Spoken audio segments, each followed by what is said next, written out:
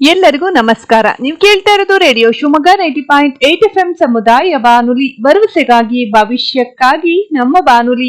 ಇದು ಮ್ಯಾಕ್ಸಿಮಮ್ ಆರೋಗ್ಯ ವಿತ್ ಸುಬ್ಬಯ್ಯ ಕಾರ್ಯಕ್ರಮ. ನಾನು ಪವಿತ್ರ ದಿನೇಶ್.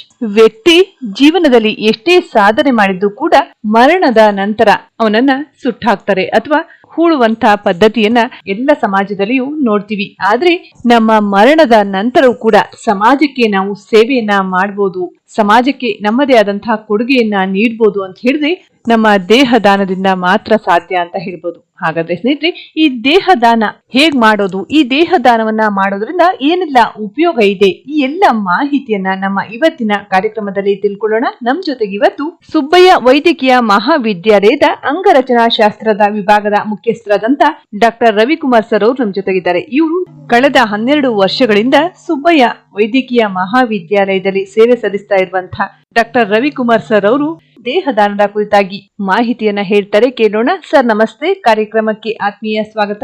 ನಮಸ್ಕಾರ ಮೇಡಮ್. ಸರ್, ಇಂದಿನ ಸಿಚುವೇಶನ್ ಅಲ್ಲಿ ಎಲ್ಲ ದಾನಗಳಿಗಿಂತ ದೇಹ ದಾನವೇ ಮಹಾದಾನ ಅಂತ ಹೇಳ್ತಾರಲ್ಲ ಸರ್, ಈ ದೇಹ ದಾನದ ಬಗ್ಗೆ ನಮ್ಮ ಕೇಳುಗರಿಗೆ ಒಂದಷ್ಟು ಮಾಹಿತಿಯನ್ನು ಹೇಳ್ಬೋದಾ ಸರ್? ಒಬ್ಬ ವ್ಯಕ್ತಿಯ ಮರಣಾನಂತರದಲ್ಲಿ ಅವರು ಮುಂಚೆನೆ ತಮ್ಮ ಇಚ್ಛೆನ ಏನಾರ ತೋರ್ಪಡಿಸ್ಕೊಂಡಿದ್ರೆ, ತಮ್ಮ ಸಂಬಂಧಿಕರ ಹತ್ರ ಆಗ್ಲಿ, ತಮ್ಮ ವೆಲ್ ವಿಷರ್ಸ್ ಹತ್ರ ಆಗ್ಲಿ, ಅವರು ದೇಹದಾನ ಮಾಡಬಹುದು. ದೇಹದಾನ ಅಂದಾಗ ಅವರು ಸ್ವಇಚ್ಛೆಯಿಂದ ಮುಂದೆ ಬಂದು ತಮ್ಮ ಇಚ್ಛೆಯನ್ನ ನಮ್ಮ ಸಂಸ್ಥೆಯಲ್ಲಿ ತೋರ್ಪಡಿಸ್ಕೊಂಡು, ಇಲ್ಲ ನಾವು ದೇಹದಾನ ಮಾಡಕ್ ಇಚ್ಛಿಸಿದ್ದೀವಿ ಅಂತ ಬಂದು ಹೇಳ್ಕೊಂಡಾಗ ನಾವು ಅವ್ರನ್ನ ದೇಹದಾನಕ್ಕೆ ಒಂದು ಪ್ರೋಟೋಕಾಲ್ ಅಂತೀವಿ ಅಥವಾ ಒಂದು ಪೇಪರ್ ವರ್ಕ್ ಅಂತ ಏನಿರುತ್ತಲ್ಲ ಅದ್ ಮಾಡಿಸ್ಕೊಂಡು ನಾವು ಅವ್ರನ್ನ ಎನ್ರೋಲ್ ಮಾಡಿಸ್ಕೊಳ್ತೀವಿ ನಮ್ಮ ದೇಹದಾನ ಕಾರ್ಯಕ್ರಮಕ್ಕೆ ಅಂತೀವೋ ಅಥವಾ ನಮ್ಮಲ್ಲಿ ನಡೀತಿರೋ ಒಂದು ಸೆಟಪ್ ಅಂತ ಹೇಳ್ತೀವಲ್ಲ, ಅದ್ರ ಪ್ರಕಾರ ಮಾಡ್ಬೋದು. ಸರ್, ಈ ದೇಹದಾನವನ್ನ ಯಾರೆಲ್ಲ ಮಾಡ್ಬೋದು ಅಂದ್ರೆ ವಯಸ್ಸಿನ ಮಿತಿ ಇದೆಯಾ ಸರ್? ಇಷ್ಟು ವರ್ಷದಿಂದ ಇಷ್ಟು ವರ್ಷದೊಳಗಿನವರೇ ದೇಹದಾನವನ್ನ ಮಾಡ್ಬೇಕು ಅನ್ನೋಂತ ಏನಾದ್ರೂ ರೂಲ್ಸ್ ಇದೆಯಾ ಸರ್? ಯೂಶಲಿ 21 ವರ್ಷ ಮೇಲ್ಪಟ್ಟ ಯಾವುದೇ ವ್ಯಕ್ತಿ ಆಗ್ಲಿ, ಅದು ಗಂಡಸರಿರ್ಬೋದು ಹೆಂಗಸರಿರ್ಬೋದು, ಅವರು ಸ್ವಇಚ್ಛೆಯಿಂದ ಮುಂದೆ ಬಂದ್ರೆ ಅಂತವ್ರನ್ನ ನಾವು ಒಂದ್ಸಲಿ ಮಾತಾಡಿಸಿ ಇನ್ ಪರ್ಸನ್ ಬರ್ಲಿಕ್ಕೆ ಹೇಳ್ತೀವಿ. ಅವರೇ ಖುದ್ದಾಗಿ ಬರ್ಲಿ ಆದ್ರೆ ಅಂತ ಒಂದು ಮನವಿ ಮಾಡ್ಕೊಂಡಿರ್ತೀವಿ. ಅವ್ರು ಬಂದ ಪಕ್ಷದಲ್ಲಿ ಅವರಿಗೆ ನಾವು ಒಂದು 10 ನಿಮಿಷ ಮಾತಾಡ್ಕೊಂಡು ಅವ್ರದ್ದು ಯಾವ ರೀತಿ ಅವ್ರಿಗೆ ಈ ತರ ಎಲ್ಲ ಒಳ್ಳೆ ಯೋಚನೆ ಬಂತು ಅಥವಾ ಯಾರಿಂದ ಅವರು ಸ್ಫೂರ್ತಿ ತಗೊಂಡು ಈ ತರ ಮುಂದೆ ಬಂದ್ರು ಅಂತೆಲ್ಲ ಕೇಳಿ ಒಂದು ಕೌನ್ಸಿಲಿಂಗ್, ಒಂದು ಇಂಟರಾಕ್ಟಿವ್ ಸೆಷನ್ ತರ ಮಾಡ್ಕೊಂಡು ನಂತರದಲ್ಲಿ ಅವರ ಇಚ್ಛಾನುಸಾರವಾಗಿ ಮರಣಾನಂತರ ಯಾವುದೇ ಇಲ್ಲದೆ ಹಾಗೆ ನಾವು ದೇಹದಾನ ಪಡ್ಕೋತೀವಿ. 21 ವರ್ಷ ಮೇಲ್ಪಟ್ಟು ಅಂತ ಹೇಳ್ಬೋದು. ಯೂಶಲಿ ಆರೋಗ್ಯವಾಗಿದ್ದಂತಹ ಚೆನ್ನಾಗಿ ಬಾಳೆ ಬದುಕಿದ ಯಾರೇ ಆಗಿರ್ಬೋದು, ಗಂಡಸರಾಗಿರ್ಬೋದು ಹೆಂಗಸರಾಗಿರ್ಬೋದು, ಮುಂದೆ ಬಂದು ಹೇಳದಲ್ಲಿ ಒಂದ್ ಸಣ್ಣ ಪೇಪರ್ ವರ್ಕ್ ಮಾಡಿಸ್ಕೊಂಡು ಅವ್ರಿಗೆಲ್ಲ ತಿಳಿಪಡಿಸಿ ಅವ್ರ ಕೌನ್ಸಿಲ್ ಮಾಡಿ ನಾವು ಮುಂದೆ ಹೊರ್ಕೊಂಡು ಅವ್ರದ ಒಪ್ಪಿಗೆ ತಗೊಂಡು ಒಂದು ಬರ್ಸ್ಕೊಂಡು ಇಟ್ಕೊಂಡಿರ್ತೀವಿ. ಸರ್, ಈ ದೇಹದಾನವನ್ನ ಮಾಡುವವರು ಎಲ್ಲಿ ತಮ್ಮ ಹೆಸರನ್ನ ನೋಂದಾಯಿಸ್ಕೋಬೇಕು ಅಥವಾ ಹೇಗ್ ಮಾಡ್ಬೇಕು ಅಂತ ಹೇಳ್ಬೋದಾ? ಒಳ್ಳೆ ಪ್ರಶ್ನೆ ಮೇಡಮ್ ಇದು. ಇವಾಗ ಇಷ್ಟ ಇರೋರು ಎಲ್ಲಿ ತಮ್ಮ ಹೆಸರನ್ನು ನೋಂದಾಯಿಸಬೇಕು ಅನ್ನೋದನ್ನ ನಾವು 2-3 ಸಾಲುಗಳಲ್ಲಿ ಹೇಳಕ್ ಇಷ್ಟಪಡ್ತೀನಿ. ಇವಾಗ ನಮ್ಮ ಸಂಸ್ಥೆಯ ಒಂದು ಉದಾಹರಣೆಯಾಗಿ ತಗೊಂಡ್ರೆ, ಯಾರೇ ದೇಹದಾನ ಮಾಡಕ್ ಇಚ್ಛಿಸೋರು ನಮ್ಮ ಡಿಪಾರ್ಟ್ಮೆಂಟ್ಗೆ, ಅಂಗರಚನಾ ಶಾಸ್ತ್ರ ಅಂತ ಏನ್ ಹೇಳ್ತೀವಿ, ಅನಾಟಮಿ ಡಿಪಾರ್ಟ್ಮೆಂಟ್ ಅಂತ ಏನ್ ಹೇಳ್ತೀವಲ್ಲ, ನಾನು ಕೆಲಸ ಮಾಡುವಂತ ಜಾಗದಲ್ಲಿ, ಸೊ ಅವರು ಮುಂದೆ ಬಂದ್ಬಿಟ್ಟು ಕಂಡಾಗ ನಾವು ಅವ್ರಿಗೆ ಒಂದು ಬೇಸಿಕ್ ಇನ್ಫಾರ್ಮೇಶನ್ ಅವ್ರ ಹತ್ರ ಕೇಳ್ಕೊಂತೀವಿ. ಅವ್ರು ಯಾವ ಊರಿನವರು, ಏನ್ ಕೆಲಸ ಮಾಡ್ಕೊಂಡಿದ್ದಾರೆ, ಯಾವಾಗ ಅವ್ರಿಗೆ ಇದ್ರ ಬಗ್ಗೆ ಮಾಹಿತಿ ಸಿಕ್ತು, ಯಾವ ಮೂಲದಲ್ಲಿ ಸಿಕ್ತು, ಈ ತರ ಯಾವ್ದಾರ ರೇಡಿಯೋ ಕಾರ್ಯಕ್ರಮದಲ್ಲೋ ಯಾರೋ ಒಬ್ರು ಸ್ನೇಹಿತರು ಮಾಡಿದ್ರು ಅಂತನೋ, ಸಂಬಂಧಿಕರು ಯಾರೋ ಮಾಡಿದಾರೆ ಅಂತನೋ, ಇವೆಲ್ಲ ನೋಡ್ಕೊಂಡು ನೋಂದಣಿ ಮಾಡಿಸ್ಕೊಳ್ಳೋ ಪ್ರಕ್ರಿಯೆನ ನಮ್ಮ ಡಿಪಾರ್ಟ್ಮೆಂಟ್ ಅಲ್ಲಿ ಇಟ್ಕೊಂಡಿದೀವಿ. ಅದ್ರಲ್ಲಿ ಅವ್ರು ಏನ್ ಮಾಡ್ಬೇಕಾಗತ್ತೆ ಅಂದ್ರೆ ಸೆಲ್ಫ್ ಡಿಕ್ಲರೇಷನ್ ಅಂತ ಒಂದು ಕೊಡ್ಬೇಕಾಗತ್ತೆ. ಕನ್ನಡದಲ್ಲೇ ಇರುತ್ತೆ. ನಾವೊಂದು ರೆಡಿ ಫಾರ್ಮ್ಯಾಟ್ ಅವ್ರಿಗೆ ಕೊಡ್ತೀವಿ. ಅದ್ರಲ್ಲಿ ಏನ್ ಹೇಳುತ್ತೆ, ಅವ್ರು ಯಾವ ಊರಿನವರು, ಏನ್ ಕೆಲಸ ಮಾಡ್ಕೊಂಡಿದ್ದಾರೆ, ಮತ್ತೆ ಅವ್ರದ್ದು ಬೇರೆ ಅಡ್ರೆಸ್ ಡೀಟೇಲ್ಸ್ ಎಲ್ಲ ತಗೊಂಡ್ಬಿಟ್ಟು ಅವ್ರ ಸಂಬಂಧಿಕರು ಅಥವಾ ಮನೆಯವರೆಲ್ಲ ಒಪ್ಪಿಗೆ ಮೇರೆಗೆ ಅವ್ರು ಸ್ವಇಚ್ಛೆಯಿಂದ ಕೊಡ್ತಿದ್ದಾರೆ ಅಂತ ಹೇಳ್ಬಿಟ್ಟು ಬರ್ಕೊಡ್ಬೇಕಾಗಿರುತ್ತೆ ಒಂದು.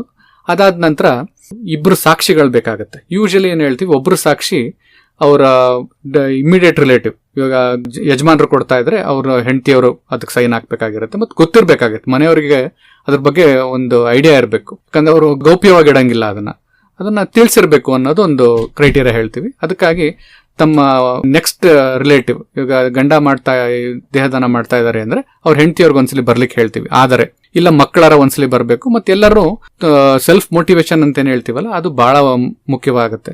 ಸೊ ನಮ್ಮಲ್ಲೇ ನೋಂದಾಯಿಸೋ ಪ್ರಕ್ರಿಯೆ ಇರೋದ್ರಿಂದ ಒಂದು 20 ರೂಪಾಯಿ ಬಾಂಡ್ ಪೇಪರ್ ಶೀಟ್ ಮೇಲೆ ನಮ್ ರೆಡಿ ಕಂಟೆಂಟ್ ಇರುತ್ತೆ. ಅದರಲ್ಲಿ ಅವರ ಅಡ್ರೆಸ್, ಅವ್ರ ಹೆಸರುಗಳನ್ನೆಲ್ಲ ಮಾಹಿತಿಗಳನ್ನ ಕೊಟ್ಟು 2 ಸಾಕ್ಷಿಗಳು ಅಂತ ಹೇಳ್ತೀವಿ, ಸಂಬಂಧಿಕರೇ ಆಗಿರ್ಬೇಕು ಅಂತ ಹೇಳ್ತೀವಿ. ಇವಾಗ ತಾಯಿ ಇರ್ಬೋದು ತಾಯಿ ದೇಹ ಡೊನೇಟ್ ಮಾಡ್ತಿದೀವಿ, ದಾನ ಮಾಡ್ತಿದೀವಿ ಅಂತ ಬಂದಾಗ ಅವ್ರ ಮಕ್ಕಳು ಅಥವಾ ತಂದೆ ಇಷ್ಟಪಡ್ತಿದ್ದಾರೆ ಅಂತ ಹೇಳ್ಬಿಟ್ಟು ಮುಂದೆ ಬಂದಾಗ ಅವ್ರದ್ದು ಮಕ್ಕಳು ಅಥವಾ ಅಳಿಯಂದ್ರು ಅಥವಾ ಸೊಸೆಯಂದ್ರು ಇವರು ಸಹ ಸೈನ್ ಮಾಡಬಹುದು. ದೇಹ ದಾನ ಮಾಡುವಂತಹ ವ್ಯಕ್ತಿಯ ಹತ್ತಿರ ಸಂಬಂಧಿನೇ ಆಗಿರ್ಬೇಕು, ಹತ್ತಿರ ಸಂಬಂಧಿಗೆ. ಯಾಕಂದ್ರೆ ಕೊನೆಗೆ ಏನಾರ ಇವಾಗ ಅಟ್ ದ ಟೈಮ್ ಆಫ್ ಅವ್ರದ್ದು ಕಾಲವಾದಾಗ ಅವ್ರು ತೀರ್ಕೊಂಡಾಗ ಸಂಬಂಧಿಕರು ಯೂಶಲಿ ಹತ್ತಿರದಲ್ಲಿ ಇರ್ತೀವಿ. ಅದಕ್ಕೆ ಅವ್ರ ಬಗ್ಗೆ ಅವ್ರ ನಿಯರೆಸ್ಟ್ ಸಂಬಂಧಿಗಳಿಗೆ ಅದ್ರ ಗೊತ್ತಿರ್ಲಿ ಅಂತ ಒಂದು ತಿಳಿಸ್ಕೊಟ್ಟಿರ್ತೀವಿ. ಎರಡನೇದು ಅವರ ಸುತ್ತಮುತ್ತ ಇರುವಂತ ಮನೆಯವರು ಅವ್ರದ್ದು ಈ 2 ಸಾಕ್ಷ್ಯಗಳನ್ನ ಸೈನ್ ಮಾಡಿಸಿ ಅಂತ ಹೇಳ್ತೀವಿ. ಅಂದ್ರೆ ಇವ್ ಮನೆಯವ್ರಿಗೆ ಅಷ್ಟೇ ಗೊತ್ತಿರೋದಲ್ದೆ ಅವರ ಫ್ರೆಂಡ್ಸ್ಗಾಗ್ಲಿ ಅವ್ರ ಸ್ನೇಹಿತರಿಗಾಗ್ಲಿ ಅಕ್ಕಪಕ್ಕ ಮನೆಯವ್ರಿಗೂ ಸಹ ಈತ ಯಜಮಾನರು ಅಥವಾ ಮನೇಲಿರೋಂತ ಗೃಹಿಣಿ ಈ ತರ ದೇಹದಾನ ಮಾಡಿದ್ದಾರೆ ಅಂತ ಒಂದು ಗೊತ್ತಿರ್ಲಿ. ಅವರಿಂದ 4 ಜನಕ್ಕೆ ಅದು ಪೂರ್ತಿನೂ ಆಗ್ಬಹುದು ಅಥವಾ ಅವರು ಒಂದು ಗಮನದಲ್ಲಿರಬಹುದು. ರಿಲೇಟಿವ್ಸ್ ಗಿಂತ ಮುಂಚೆ ಪ್ರಾಬಬ್ಲಿ ಅವ್ರ ಸುತ್ತಮುತ್ತ ಇರೋ ಅಕ್ಕಪಕ್ಕದವ್ರು ಬರ್ಬೋದು. ಅವಾಗ ಯಾರ ಒಬ್ರು ಈ ತರ ಒಂದು ಮಾಹಿತಿ ಸೈನ್ ಮಾಡಿದ್ದು ನೆನಪಿದ್ದು ಮಾಡಿದಾಗ ನಮಗದು ಕಾಂಟ್ಯಾಕ್ಟ್ ಮಾಡಕ್ಕೆ ಈಸಿ ಆಗುತ್ತೆ. ಅವರು ಅವ್ರ ಮಕ್ಕಳಿಗೆ ಹೇಳ್ಬಿಟ್ಟು, ನೋಡಪ್ಪ ನಿಮ್ ತಂದೆ ಹಿಂಗ್ ಮಾಡಿದ್ರು, ಹಿಂಗ್ ತಿಳಿಸ್ಕೊಟ್ಟಿದ್ದೆ, ನಾನು ಸಹ ಸೈನ್ ಮಾಡಿದ್ದೆ, ಈ ನೋಂದಾಯಿಸಿದ್ದಾಗ ನಾನು ಸಾಕ್ಷಿಯಾಗಿ ಕೊಟ್ಟಿದ್ದೆ, ಯೋಚನೆ ಮಾಡಿ ಅಂತ ಒಂದು ಮನವರಿಕೆ ಮಾಡಬಹುದು ವಿನಃ ಇದು ಒತ್ತಾಯದ ಮೇರೆಗೆ ಮಾಡುವಂತದಲ್ಲ. ಸ್ವಇಚ್ಛೆಯಿಂದ ಮುಂದೆ ಬಂದು ಸೆಲ್ಫ್ ಮೋಟಿವೇಶನ್ ಇಂದ ಮುಂದೆ ಬಂದು ಮಾಡುವಂತ ಒಂದು ನೋಂದಣಿ ಆಗಿರುತ್ತೆ. ಅದನ್ನ ನಮ್ಮ ಡಿಪಾರ್ಟ್ಮೆಂಟ್ ಅಲ್ಲಿ ಈ ರೀತಿಯಾಗಿ ನಾವು ಮಾಡಿಸ್ಕೊಂತೀವಿ. ಈ ದೇಹದಾನ ಮಾಡುವಾಗ ಏನೆಲ್ಲ ವಿಧಾನಗಳನ್ನ ಪಾಲಿಸಬೇಕಾಗುತ್ತೆ? ಓಕೆ ಮೇಡಮ್, ಈಗ ದೇಹದಾನ ಮಾಡುವಾಗ ಮುಂಚೆನೆ ಹೇಳಿದ ಹಾಗೆ ನೋಂದಣಿ ಫಸ್ಟ್ ಪ್ರಕ್ರಿಯೆ. ಸೊ ಅದನ್ನ ನೋಂದಾಯಿಸ್ಕೊಳ್ಬೇಕು ಅಂತಂದ್ರೆ ಇವಾಗ ಎಲ್ಲಾ ವೈದ್ಯಕೀಯ ಕಾಲೇಜ್ಗಳಲ್ಲೂ ಆ ಪ್ರಾವಿಷನ್ ಇದೆ. ಸೊ ನಮ್ ಕಾಲೇಜಿಂದ ಎಕ್ಸಾಂಪಲ್ ತಗೊಂಡ್ಬಿಟ್ಟು ನಾನು ಮುಂದುವರಿಯುವಾಗ ಫಸ್ಟ್ ನೋಂದಣಿ ಆಗ್ಬೇಕಾಗತ್ತೆ. ನೋಂದಣಿ ಮಾಡ್ಕೊಳ್ವಾಗ ಅವ್ರ ಬೇಸಿಕ್ ಡೀಟೇಲ್ಸ್ ಅಂತ ತಗೊಂಡಿರ್ತೀವಿ ನಾವು. ಅವ್ರ ಹೆಸರಾಯ್ತು, ಅವರು ಯಾವ ಏರಿಯಾದಲ್ಲಿ ವಾಸವಾಗಿದ್ದಾರೆ, ಮತ್ತೆ ಅವ್ರ ಸಿಗ್ನೇಚರ್ಸ್ ಎಲ್ಲ ತಗೊಂಡಿರ್ತೀವಿ. ಅದೆಲ್ಲ ಆದ್ಮೇಲೆ ಅವ್ರಿಗೂ ನಾವು ಒಂದು ಪ್ರಮಾಣ ಪತ್ರ ಕೊಡ್ತೀವಿ. ಇಂಥ ವ್ಯಕ್ತಿಯಾದಂತ ಇಂಥ ಜಾಗದಲ್ಲಿ ವಾಸವಾಗಿರುವ ಶಿವಮೊಗ್ಗ ಇಂಥ ಏರಿಯಾದಲ್ಲಿ ವಾಸವಾಗಿರುವ ಇಂಥ ಯಜಮಾನರೊಬ್ರು ಸ್ವಇಚ್ಛೆಯಿಂದ ಮುಂದೆ ಬಂದ್ಬಿಟ್ಟು ತಮ್ಮ ದೇಹದಾನ ಮಾಡಬೇಕು ಮರಣೋತ್ತರವಾಗಿ ಅಂತ ಮುಂದೆ ಬಂದಿದ್ದಾರೆ. ಅದಕ್ಕೋಸ್ಕರ ನಾವು ಈ ಪ್ರಮಾಣ ಪತ್ರವನ್ನು ಕೊಡುತ್ತಿದ್ದೇವೆ ಅಂತ ಅವ್ರ ಹೆಸರು, ಅವ್ರ ಅಡ್ರೆಸ್ ಮತ್ತೆ ನಮ್ಮ ಕಾಲೇಜಿನ ಪ್ರಾಂಶುಪಾಲರದು ಮತ್ತೆ ನನ್ನ ಸಿಗ್ನೇಚರ್ ಇರುವಂತ ಒಂದು ಪ್ರಮಾಣ ಪತ್ರ ಕೊಟ್ಟಿರ್ತೀವಿ. ಅದು ಅವರೊಂದು ರೆಕಾರ್ಡ್ ಆಗಿ ಇಟ್ಕೋಬಹುದು. ಸೊ ಅದು ನಮ್ಮ ರೆಫರೆನ್ಸ್ ಆಗಿರುತ್ತೆ. ಸರಿ, ಸುಬ್ಬಯ್ಯ ಮೆಡಿಕಲ್ ಕಾಲೇಜಲ್ಲಿ ಎಷ್ಟು ಜನ ದೇಹದಾನ ಮಾಡೋದಕ್ಕೆ ಅಂತ ಹೇಳಿ ತಮ್ಮ ಹೆಸರನ್ನ ನೋಂದಾಯಿಸಿಕೊಂಡಿದ್ದಾರೆ ಸರ್? ಸಾಕಷ್ಟು ಒಂದು 48ರಿಂದ 50 ಜನ ಇದುವರೆಗೂ ರಿಜಿಸ್ಟರ್ ಮಾಡಿಸಿರುವಂತಹ ಲೆಕ್ಕಪತ್ರಗಳು ಅಥವಾ ನಮ್ಮ ಅದು ನೋಂದಾಯಿಸಿರುವ ಪ್ರಮಾಣ ಪತ್ರಗಳು ಇದಾವೆ. ಈ ಡಾಕ್ಯುಮೆಂಟೆಡ್ ಬಾಂಡ್ ಪೇಪರ್ಸ್ ಎಲ್ಲ ಇದಾವೆ. ಇದರ ಜೊತೆಗೆ ಹಿಂದೆ ಫಾರ್ ಎಕ್ಸಾಂಪಲ್ 10 ವರ್ಷದಿಂದ ಯಾರೊಬ್ರು ಮಾಡಿಸಿದ್ರು, ಅವ್ರದೆಲ್ಲ ಅವ್ರ ಕಾಲವಾದಾಗ ಅವ್ರು ತೀರ್ಕೊಂಡಾಗ ಅವ್ರ ರಿಲೇಟಿವ್ಸ್ ಸಂಬಂಧಿಕರು ನಮ್ಗೆ ಕಾಂಟ್ಯಾಕ್ಟ್ ಮಾಡ್ಬಿಟ್ಟು, ಸರ್ ಹಿಂಗಿತ್ತು, ನಾವು ಬಂದು ಮಾತಾಡಿದ್ವಲ್ಲ, ಈ ತರ ಅವ್ರು ತೀರ್ಕೊಂಡು ಹೋದ್ರು, ಅವ್ರ ಇಚ್ಛಾನುಸಾರವಾಗಿ ನಾವು ಕೊಡಕ್ಕೆ ಇಚ್ಛಿಸ್ತಿರ್ತೀವಿ ಅಂತೆಲ್ಲ ಹೇಳಿದಾಗ ನಾವು ಅವ್ರನ್ನ ನಾವೇ ನಮ್ಮ ಕಾಲೇಜ್ ಕಡೆ ವತಿಯಿಂದಾನೆ ಎಲ್ಲ ಅರೇಂಜ್ಮೆಂಟ್ಸ್ ಮಾಡಿಕೊಟ್ಟು ನಮ್ಮ ಕಾಲೇಜಿನ ವಾಹನದಲ್ಲೇ ಆಂಬ್ಯುಲೆನ್ಸ್ ನಲ್ಲೇ ಅವ್ರಿಗೆ ತಗೊಂಡು ಬಂದು ಅವ್ರಿಗೆ ನಾವು ಬಾಡಿ ಪ್ರಿಸರ್ವ್ ಮಾಡಕ್ಕೆ ಏನೇನೆಲ್ಲ ಟೆಕ್ನಿಕ್ಸ್ ಇರ್ತಾವಲ್ಲ ಅವನ್ನೆಲ್ಲ ಮಾಡ್ಕೊಂಡು ನಾವು ಅವ್ರ ದೇಹನ ದಾನವಾಗಿ ಪಡ್ಕೊಂಡು ಅದನ್ನ ವೈದ್ಯಕೀಯ ವಿದ್ಯಾರ್ಥಿಗಳ ಕಲಿಕೆಗಾಗಿ ಅವರ ದೇಹವನ್ನು ನಾವು ಬಳಸ್ಕೊಂಡಿದ್ದು ಉದಾಹರಣೆಗಳು ಬಹಳಷ್ಟಿದೆ ಮೇಡಮ್. ಹೇಳಿದ್ರಲ್ಲ ಸ್ನೇಹಿತರೆ, ದೇಹದಾನ ಮಾಡುವ ಪ್ರಕ್ರಿಯೆ ಹೇಗೆಲ್ಲ ಇರುತ್ತೆ, ಹಾಗೆ ದೇಹದಾನವನ್ನ ಮಾಡಲು ಇಚ್ಛಿಸುವವರು ಸುಬ್ಬಯ್ಯ ವೈದ್ಯಕೀಯ ಮಹಾವಿದ್ಯಾಲಯದಲ್ಲಿಯೇ ಹೆಸರನ್ನ ನೋಂದಾಯಿಸಿಕೊಳ್ಳುವಂತಹ ಪ್ರಕ್ರಿಯೆ ಕೂಡ ನಡೆಯುತ್ತೆ. ಈ ಎಲ್ಲ ಸಮಗ್ರ ಮಾಹಿತಿಯನ್ನ ಸುಬ್ಬಯ್ಯ ವೈದ್ಯಕೀಯ ಮಹಾವಿದ್ಯಾಲಯದ ಅಂಗರಚನಾಶಾಸ್ತ್ರ ವಿಭಾಗದ ಮುಖ್ಯಸ್ಥರಾದಂತ ಡಾಕ್ಟರ್ ರವಿಕುಮಾರ್ ಸರ್ ಅವರು ಮಾಹಿತಿಯನ್ನ ಹೇಳ್ತಾ ಇದ್ರು. ಇವ್ರ ಜೊತೆ ಮಾತುಕತೆಯನ್ನ ಮತ್ತೊಮ್ಮೆ ಕಾರ್ಯಕ್ರಮಕ್ಕೆ ಸ್ವಾಗತ. ನೀವು ಕೇಳ್ತಾ ಇರೋದು ರೇಡಿಯೋ ಶಿವಮೊಗ್ಗ 90.8 FM ಸಮುದಾಯ ಬಾನುಲಿ, ಭರವಸೆಗಾಗಿ ಭವಿಷ್ಯಕ್ಕಾಗಿ ನಮ್ಮ ಬಾನುಲಿ. ಇದು ಮ್ಯಾಕ್ಸಿಮಮ್ ಆರೋಗ್ಯ ವಿತ್ ಸುಬ್ಬಯ್ಯ ಕಾರ್ಯಕ್ರಮ. ನಾನು ಪವಿತ್ರ ದಿನೇಶ್. ದೇಹದಾನ ಪ್ರಕ್ರಿಯೆ ಹೇಗೆಲ್ಲ ಇರುತ್ತೆ, ಹಾಗೆ ದೇಹದಾನ ಮಾಡಲು ಬಯಸುವಂತಹ ವ್ಯಕ್ತಿಗಳು ಹೇಗೆ ತಮ್ಮ ಹೆಸರನ್ನ ರಿಜಿಸ್ಟ್ರೇಷನ್ ಮಾಡಿಸ್ಕೋಬೇಕು, ಈ ಎಲ್ಲ ಸಮಗ್ರ ಮಾಹಿತಿಯನ್ನ ಸುಬ್ಬಯ್ಯ ವೈದ್ಯಕೀಯ ಮಹಾವಿದ್ಯಾಲಯದ ಅಂಗರಚನಾಶಾಸ್ತ್ರದ ಮುಖ್ಯಸ್ಥರಾದಂತ ಡಾಕ್ಟರ್ ರವಿಕುಮಾರ್ ಸರ್ ಅವರು ಹೇಳ್ತಾ ಇದ್ರು. ಈಗ ಸಹ ಇನ್ನಷ್ಟು ವಿಚಾರಗಳನ್ನ ದೇಹದಾನದ ಬಗ್ಗೆ ಹೇಳ್ತಾರೆ, ಕೇಳೋಣ ಬನ್ನಿ. ಸರ್, ದೇಹದಾನದ ಪ್ರಕ್ರಿಯೆ ಹೇಗೆಲ್ಲ ಇರುತ್ತೆ ಅಂತ ಹೇಳಿ ತಿಳಿಸಿದ್ರಿ. ಹಾಗೆ ಸರ್, ದೇಹದಾನದ ಬಗ್ಗೆ ಕಾನೂನಿನಲ್ಲಿ ಇರುವಂತಹ ವಿಧಿಗಳೇನಾದ್ರೂ ಇದೆಯಾ ಅಥವಾ ಕಾನೂನಿನ ನಿಯಮಗಳೇನಾದ್ರೂ ಇದೆಯಾ? ಓಕೆ, ಕೆಲವೊಂದು ಕಾನೂನಿನಲ್ಲಿ ಕೆಲವೊಂದು ಪ್ರಾವಿಷನ್ ಸಹ ಕೊಟ್ಟಿದ್ದಾರೆ. ಅದರಲ್ಲಿ ಲೇಟೆಸ್ಟ್ ಇವಾಗ ಅಮೆಂಡೆಡ್ ಆಕ್ಟ್ ಅಂತಂದ್ರೆ ಕರ್ನಾಟಕ ಅನಾಟಮಿ ಆಕ್ಟ್ ಅಂತ ಒಂದು ಅಮೆಂಡ್ ಮಾಡಿದ್ದಾರೆ 1999ರಲ್ಲಿ ಕರ್ನಾಟಕ ಸರ್ಕಾರದ ವತಿಯಿಂದ. ಅದರ ಅನುಸಾರವಾಗಿ ಏನ್ ಹೇಳುತ್ತೆ, ಯಾರೇ ವ್ಯಕ್ತಿ ಸ್ವಇಚ್ಛೆಯಿಂದ ಮುಂದೆ ಬಂದು ತನ್ನ ದೇಹವನ್ನು ಮರಣೋತ್ತರವಾಗಿ ದಾನ ಮಾಡಬೇಕು ಅಂತ ಬಯಸಿದಾಗ ಆ ವ್ಯಕ್ತಿಯ ಇಚ್ಛೆಯಂತೆ ಎಲ್ಲಾ ವೈದ್ಯಕೀಯ ಕಾಲೇಜು, ಕರ್ನಾಟಕದಲ್ಲಿರುವಂತಹ ವೈದ್ಯಕೀಯ ಕಾಲೇಜು ಆ ವ್ಯಕ್ತಿಯ ಸರ್ಟಿಫಿಕೇಶನ್ ಎಲ್ಲ ತಗೊಂಡು ಪೇಪರ್ ವರ್ಕ್ ಎಲ್ಲ ಮಾಡ್ಕೊಂಡು ಅವರು ತೀರ್ಕೊಂಡ ನಂತರ ಇಟ್ಕೊಳ್ಬಹುದು ಅಂತ ಒಂದು ಪ್ರಾವಿಷನ್ ಮಾಡಿಕೊಟ್ಟಿದೆ. ಇದಲ್ದಂಗೆ ಅಪಾರ್ಟ್ ಫ್ರಮ್ ದೇಹದಾನ ಮಾಡೋದಲ್ಲದೆ ಯಾವುದೇ ಅನಾಥ ಶವಗಳು ಅಂತ ಏನ್ ಹೇಳ್ತೀವಲ್ಲ, ಅನ್ಕ್ಲೇಮ್ಡ್ ಡೆಡ್ ಬಾಡೀಸ್ ಅಂತ ಹೇಳ್ತೀವಿ. ಇದು ಕೆಲವೊಮ್ಮೆ ಎನ್ಕೌಂಟರ್ ಆಗಿರುತ್ತೆ. ಇದು ಸಹ ಮೆಡಿಕಲ್ ಕಾಲೇಜ್ ಜುರಿಡಿಕ್ಷನ್ ಅಲ್ಲಿ ಬಂದಾಗ ಯೂಶಲಿ ಆ ಜಿಲ್ಲಾ ಆಸ್ಪತ್ರೆ, ಒಂದು ಜಿಲ್ಲೆಗೆ ಇವಾಗ ನಮ್ಮ ಇದರಲ್ಲಿ ಮೆಗಾನ್ ಆಸ್ಪತ್ರೆ ಅಂತ ತಗೊಂಡ್ರೆ ಯಾವುದೇ ಅನ್ಕ್ಲೇಮ್ಡ್ ಬಾಡೀಸ್ ಅಥವಾ ಅನಾಥ ಶವಗಳು ಎಲ್ಲಾರ ಸಿಕ್ತು ಮಾಡ್ತು ಅಂದ್ರೆ ಕಾರ್ಪೊರೇಷನ್ ಅವ್ರು ಏನ್ ಮಾಡ್ತಾರೆ, ಯೂಶಲಿ ತಗೊಂಡೋಗ್ಬಿಟ್ಟು ಅಲ್ಲಿ ಕೊಡ್ತಾರೆ ಜಿಲ್ಲಾಸ್ಪತ್ರೆಗೆ. ಅಂತ ಶವಗಳನ್ನು ಸಹ ನಾವು ವೈದ್ಯಕೀಯ ವ್ಯಾಸಂಗದ ಸಲುವಾಗಿ ಪಡಿಬಹುದು ಅಂತ ಒಂದು ಕಾನೂನಿನಲ್ಲಿ ಚೌಕಟ್ಟಿನಲ್ಲಿ ಒಂದು ಆದ್ಯತೆ ಇದೆ, ಅವಕಾಶ ಇದೆ. ಕರ್ನಾಟಕ ಅನಾಟಮಿ ಆಕ್ಟ್ ಅಂತ ಹೇಳ್ತಾರೆ, 1999 1999 ಅಲ್ಲಿ ಅಮೆಂಡ್ ಆಗಿರುವಂತ ಒಂದು ರೂಲ್ ಮೇಡಮ್. ಅದನ್ನ ನಾವು ಬಳಸ್ಕೋಬಹುದು. ಅದರ ಅನುಗುಣವಾಗಿ ಸ್ವಇಚ್ಛೆಯಿಂದ ಕೂಡ ದಾನಿಗಳಾಗ್ಬೋದು, ಅನ್ಕ್ಲೇಮ್ಡ್ ಬಾಡೀಸ್ ಅನಾಥ ಶವಗಳಾಗ್ಬೋದು, ಆ ಜಿಲ್ಲಾಸ್ಪತ್ರೆಗೆ ಜುರಿಡಿಕ್ಷನ್ ಬರುವಂತ ಎಲ್ಲಾ ಇದನ್ನು ನಾವು ಬಳಸ್ಕೋಬಹುದು ಅಂತ ಒಂದು ಕಾನೂನಿನಲ್ಲಿ ಚೌಕಟ್ಟಿನಲ್ಲಿ ಅದಕ್ಕೆ ಆದ್ಯತೆ ಇದೆ. ಅದರಲ್ಲಿ ಸರ್, ದೇಹ ದಾನ ಮಾಡೋದಕ್ಕೂ ಮೊದಲೇ ನೇತ್ರದಾನ ಮಾಡೋದಕ್ಕೆ ಅವಕಾಶ ಇದೆಯಾ? ತುಂಬಾ ಒಳ್ಳೆ ಪ್ರಶ್ನೆ ಮೇಡಮ್. ದೇಹದಾನ ಜೊತೆಗೆ ಕಣ್ಣಿನ ದಾನ ಅದಕ್ಕಿಂತ ಮುಂಚೆನೆ ಸಹ ಮಾಡಬಹುದು. ಅದೇನಾಗತ್ತೆ, ಆದರೆ ಒಂದ್ ಕ್ಲಾಸ್ ಏನ್ ಹೇಳ್ತೀನಿ, ಈಗ ನೇತ್ರದಾನ ಮಾಡುವಂತಹ ಸ್ವೀಕರಿಸುವಂತಹ ಕೆಲವೊಂದು ಆಸ್ಪತ್ರೆಗಳಿರ್ತವೆ. ಆ ಆಸ್ಪತ್ರೆಗಳಲ್ಲಿ ದಾನಿಗಳು ತಮ್ಮ ಹೆಸರನ್ನ ನೋಂದಾಯಿಸಿರ್ಬೇಕು. ನಮಗೆ ಹೇಗೆ ಮಾಹಿತಿ ತಲುಪಿಸ್ತಾರಲ್ಲ ಅದೇ ರೀತಿಯಾಗಿ ನೇತ್ರದಾನ ಮಾಡಿದಂತಹ ಆಸ್ಪತ್ರೆಗೂ ಸಹ ಅವರು ಸಂಬಂಧಿಕರಾಯ್ತು ಅಥವಾ ಅವ್ರ ಮನೆಯವರಾಯ್ತು, ಇಬ್ರಿಗೂ ಮಾಹಿತಿ ತಿಳಿಸ್ಕೊಟ್ಟಾಗ ಫಸ್ಟ್ ಆದ್ಯತೆ ನಾವು ನೇತ್ರದಾನಕ್ಕೆ ಅಂತ ಕೊಡ್ತೀವಿ. ಸೊ ಅದೊಂದು ಸಣ್ಣ ಸರ್ಜರಿ ಇರುತ್ತೆ. ಅದರಲ್ಲಿ ಕಣ್ಣಿನ ಕಾರ್ನಿಯಾ ಅಂತ ಒಂದು ಭಾಗ ಏನಿರುತ್ತಲ್ಲ, ಒಂದು ಟ್ರಾನ್ಸ್ಪರೆಂಟ್ ಪದರ ಇರುತ್ತೆ. ಆ ಪದರನ ಅವರು ಇನ್ಸೈಸ್ ಮಾಡಿ ಅಥವಾ ಸಣ್ಣ ಮೈನರ್ ಪ್ರೊಸೀಜರ್ ಮಾಡ್ಕೊಂಡು ತಗೊಂಡ್ಬಿಟ್ಟು ಸೊಲ್ಯೂಷನ್ ಅಲ್ಲಿ ಇಟ್ಕೊಂಡ್ಬಿಟ್ಟು ಅದನ್ನ ಯಾವ್ದರ ಉಪಯುಕ್ತವಾಗ ವ್ಯಕ್ತಿಗೆ ಜೋಡಿಸ್ಲಿಕ್ಕೆ ಅಂತ ತಗೊಂಡು ಹೋಗ್ತಾರೆ. ಫುಲ್ ಕಣ್ಣಿನ ಭಾಗನ ತಗೊಂಡೋಗೋದಿಲ್ಲ, ಒಂದ್ ಪದರನ ತಗೊಂಡು ಕಾರ್ನಿಯಾ ಅಂತ ಏನ್ ಭಾಗ ಹೇಳ್ತೀವಲ್ಲ ಅದನ್ನ ತಗೊಂಡೋಗೋ ಪ್ರಾವಿಷನ್ ಇರುತ್ತೆ. ಅದನ್ನ ಅವರು ನೋಂದಾಯಿಸಿರ್ಬೇಕು ಮುಂಚೆ. ಸುಮ್ನೆ ತೀರಿದ ನಂತರ ಅವ್ರು ಹೇಳಿದ್ರು ಬಟ್ ಅದ್ ನೋಂದಾಯಿಸಿಲ್ಲ ಅಂತಂದ್ರೆ ಅದ್ರ ರೂಲ್ಸ್ ಎಲ್ಲ ಬೇರೆ ಆಗ್ತಾವ ಮೇಡಮ್. ಸೊ ನೇತ್ರದಾನ ಮಾಡುವಂತ ಪ್ರಾವಿಷನ್ ಇದೆ. ಇವಾಗ ದೇಹದಾನಕ್ಕೆ ಅಂತ ನಮ್ಮಲ್ಲಿ ಕೊಟ್ಟವ್ರನ್ನ ಸಹ ನೇತ್ರದಾನ ಮಾಡಿದ್ರೆ ಇಬ್ರಿಗೂ ಅವ್ರು ಮಾಹಿತಿ ತಲುಪಿಸ್ಬೇಕು ಸಂಬಂಧಿಕರು. ಅಲ್ಲಿದ ನೇತ್ರದಾನ ಮಾಡಿದ ನಂತರ ಆಮೇಲೆ ಅವ್ರದ್ದೇನ್ ಪೂಜಾ ಕೈಂಕರ್ಯಗಳು ಇರ್ತಾವಲ್ಲ ನೋಡ್ಕೊಂಡು ಅದ್ರ ನಂತರ ಈ ನಾವ್ ಏನ್ ವಿಧಿಗಳು ಪಾಲಿಸಬೇಕು ಅಂತ ನೀವು ಒಂದ್ ಕೇಳಿದ್ರಿ, ಇದು ಸೂಕ್ತ ಸಮಯ ಅನ್ಸುತ್ತೆ. ಇವಾಗ ಇಲ್ಲಿ ಹೇಳ್ತೀನಿ ಅದನ್ನ. ಅಲ್ಲೇನಾಗತ್ತೆ, ನೇತ್ರದಾನ ಆಗೋಯ್ತು, ತೀರ್ಕೊಂಡು ಯಾವ್ದೋ ಒಂದ್ ಬೆಳಗ್ಗೆ ಒಂದು 8-9 ಗಂಟೆಗೆ ತೀರ್ಕೊಂಡ್ರು ಅಂದ್ರೆ ಇಬ್ರಿಗೂ ಕಾಂಟ್ಯಾಕ್ಟ್ ಮಾಡ್ತೀರಾ. ನೇತ್ರದಾನದವರು ಇಲ್ಲಿ ನಮ್ ಶಿವಮೊಗ್ಗದ ಲೆಕ್ಕಕ್ಕೆ ಅಂತ ನಾವು ಎಕ್ಸಾಂಪಲ್ ಹೇಳೋದಾದ್ರೆ, ಶಂಕರ್ ನೇತ್ರಾಲಯದಲ್ಲಿ ತೀರ್ಥಹಳ್ಳಿ ರೋಡ್ ಅಲ್ಲಿ ಇದೆಯಲ್ಲ, ಶಂಕರ್ ನೇತ್ರಾಲಯದಲ್ಲಿ ನೇತ್ರದಾನ ಮಾಡುವಂತ ಒಂದು ಪ್ರಕ್ರಿಯೆ ಇದೆ. ಬಟ್ ಅಲ್ಲಿ ನೋಂದಣಿ ಮಾಡಿಸಿರ್ಬೇಕು. ಅವರು ನೋಂದಣಿ ಮಾಡಿಸಿದ್ರೆ ಮಾತ್ರ ಅವರು ಹೊರಟು ಬಂದು ಇಮಿಡಿಯೇಟ್ ಆಗಿ ಆದಷ್ಟು ಬೇಗ ಬಂದ್ಬಿಟ್ಟು ಮಾಡ್ಕೊಂಡು ಅಂತ ಗೊತ್ತಾದ ಮೇಲೆ ಮಾಹಿತಿ ಪ್ರಕಾರ ನಾವು ನಮ್ಮ ಕಾಲೇಜಿನಿಂದಾನೆ ನಾವು ಅವ್ರಿಗೆ ಆಂಬ್ಯುಲೆನ್ಸ್ ಕಳಿಸ್ಬಿಟ್ಟು ಅಲ್ಲಿಂದ ನಾವು ದಾನಿಯ ಮೃತದೇಹವನ್ನು ತಗೊಂಡು ಬರುವಂತ ಪ್ರಕ್ರಿಯೆ ಇಟ್ಕೊಳ್ತೀವಿ. ಸರ್, ಈ ನೇತ್ರದಾನಕ್ಕೆ ವ್ಯಕ್ತಿ ತೀರ್ಕೊಂಡ 3-4 ಗಂಟೆ ಒಳಗಡೆನೆ ನೇತ್ರದಾನವನ್ನ ಮಾಡ್ಬೇಕು ಅಂತ ಹೇಳ್ತಾರೆ. ಅದೇ ರೀತಿ ದೇಹದಾನದಲ್ಲಿಯೂ ಇಷ್ಟು ಗಂಟೆ ಒಳಗಡೆನೆ ತೆಗೆದುಕೊಂಡು ಹೋಗುವಂತಹ ನಿಯಮ ಅಥವಾ ರೂಲ್ಸ್ ಏನಾದ್ರು ಇದೆಯಾ? ಎಷ್ಟು ಸಮಯ ಆಗಿರ್ಬೇಕು ದಾನ ಸ್ವೀಕರಿಸಲಿಕ್ಕೆ ಅಂತ. ಕಾಲವಾಗಿ ತೀರ್ಕೊಂಡಿದ್ದ ಫಸ್ಟ್ 6 ಗಂಟೆ ಒಳಗೆ ನಮಗೆ ದಾನಿಯ ಮೃತದೇಹ ಸಿಕ್ಕರೆ ಅದು ಒಳ್ಳೆ ಗೋಲ್ಡನ್ ಪೀರಿಯಡ್ ಅಂತ ಹೇಳ್ತೀವಿ. ಅಲ್ಲಿ ತನಕ ಎಲ್ಲಾ ರಕ್ತನಾಳಗಳು ಪೇಟೆಂಟ್ ಆಗಿರ್ತವೆ, ಅವೆಲ್ಲ ಇನ್ನೂ ಫಂಕ್ಷನಿಂಗ್ ಇರ್ತವೆ, ಅವೆಲ್ಲ ರಕ್ತ ಹೆಪ್ಪುಗಟ್ಟಿರೋಲ್ಲ, ಇನ್ನು ದ್ರವ ರೂಪದಲ್ಲೇ ಇರ್ತವೆ.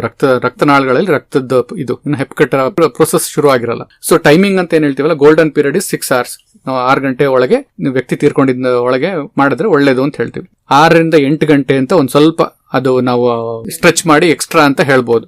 ಇಷ್ಟ್ರ ಒಳಗೆ ಬಂದರೆ ನಮಗೆ ದಾನಿಯ ಅಥವಾ ವ್ಯಕ್ತಿ ಕೊಡಲಿಚ್ಛಿಸುವಂತ ವ್ಯಕ್ತಿಯ ಮೃತದೇಹವನ್ನು ತಗೊಂಡು ನಾವು ಅದನ್ನ ಪ್ರಿಸರ್ವೇಟಿವ್ ರೀತಿಯಲ್ಲಿ, ಪ್ರಿಸರ್ವೇಟಿವ್ಸ್ ಎಲ್ಲ ಬಳಸ್ಬಿಟ್ಟು, ಲವಣಾಂಶಗಳು ಇರ್ಬೋದು ಅಥವಾ ಫಾರ್ಮಲಿನ್ ಅಂತ ಏನ್ ದ್ರವ್ಯ ಬಳಸ್ತೀವಲ್ಲ ಇಂಜೆಕ್ಟ್ ಮಾಡೋದಕ್ಕೆ, ನಮ್ಗೆ ಇವೆಲ್ಲದಕ್ಕೂ ಅನುಕೂಲ ಆಗತ್ತೆ ಅಂತ. ಇಲ್ಲೇ ಇದ್ರ ಕಂಟಿನ್ಯೂ ಒಂದು ಇವಾಗ ಟೈಮಿಂಗ್ ಅಂತ ಮಾತಾಡಿದ್ವಿ. ಸೆಕೆಂಡ್ ಬಂದು ಹೇಗೆ ನಾವು ಅವ್ರನ್ನ ಪ್ರೊಸೀಜರ್ ಮಾಡ್ತೀವಿ ಅನ್ನೋದು ಒಂದ್ 2-3 ಸಾಲುಗಳಲ್ಲಿ ಹೇಳಕ್ ಇಷ್ಟಪಡ್ತೀನಿ. ನಮ್ ಮೇನು ಇದು 6 ಗಂಟೆ ಒಳಗಡೆ ಇರಬೇಕು, 8 ಗಂಟೆ ಒಳಗೆ ಮ್ಯಾಕ್ಸಿಮಮ್ ಇರಬೇಕು ಅಂತ ಹೇಳ್ತಿರೋ ಉದ್ದೇಶ ಏನಕ್ಕೆ ಅಂದ್ರೆ, ವ್ಯಕ್ತಿ ತೀರ್ಕೊಂಡ ನಂತರ 4-6 ಗಂಟೆಗಳ ತನಕ ದ್ರವ್ಯ ರೂಪದಲ್ಲಿ ಇರತ್ತಿನ ರಕ್ತ ಹೆಪ್ಪುಗಟ್ಟಿರೋಲ್ಲ. ಆಮೇಲೆ ನಾವ್ ಏನ್ ಪ್ರಿಸರ್ವೇಷನ್ ಟೆಕ್ನಿಕ್ಸ್ ಅಂತ ಏನ್ ಹೇಳ್ತೀವಲ್ಲ, ಸೊ ಅದಕ್ಕೆ ಎಂಬಾಲ್ಬಿಂಗ್ ಪ್ರೊಸೀಜರ್ ಅಂತ ಹೇಳ್ತಾರೆ. ಅದರಲ್ಲಿ ನಾವು ಒಂದು ಕತ್ತಿನಲ್ಲಿರುವ ರಕ್ತನಾಳ ಇರ್ಬೋದು, ದೊಡ್ಡ ರಕ್ತನಾಳ ಇರ್ಬೋದು, ಅಥವಾ ಗೆಜ್ಜೆನಲ್ಲಿ ನಾವು ವೇಸ್ಟ್ ಅಂತ ಹೇಳಿ ವೇಸ್ಟ್ ಲೈನ್ ಅಂತ ಇರುವಂತ ಒಂದು ದೊಡ್ಡ ರಕ್ತನಾಳನ ನಾವು ಅದನ್ನ ಅಸೆಸ್ ತಗೊಂಡು ಅದನ್ನ ಡಿಸೆಕ್ಟ್ ಮಾಡಿ ಓಪನ್ ಮಾಡಿಕೊಂಡು ಅಲ್ಲಿ ನಾವು ಒಂದು ನಾಳದ ಮೂಲಕ, ಒಂದು ಕ್ಯಾನುಲಾ ಮೂಲಕ ನಾವು ಆ ದ್ರವ್ಯನ ಇನ್ಫ್ಯೂಸ್ ಮಾಡ್ತೀವಿ.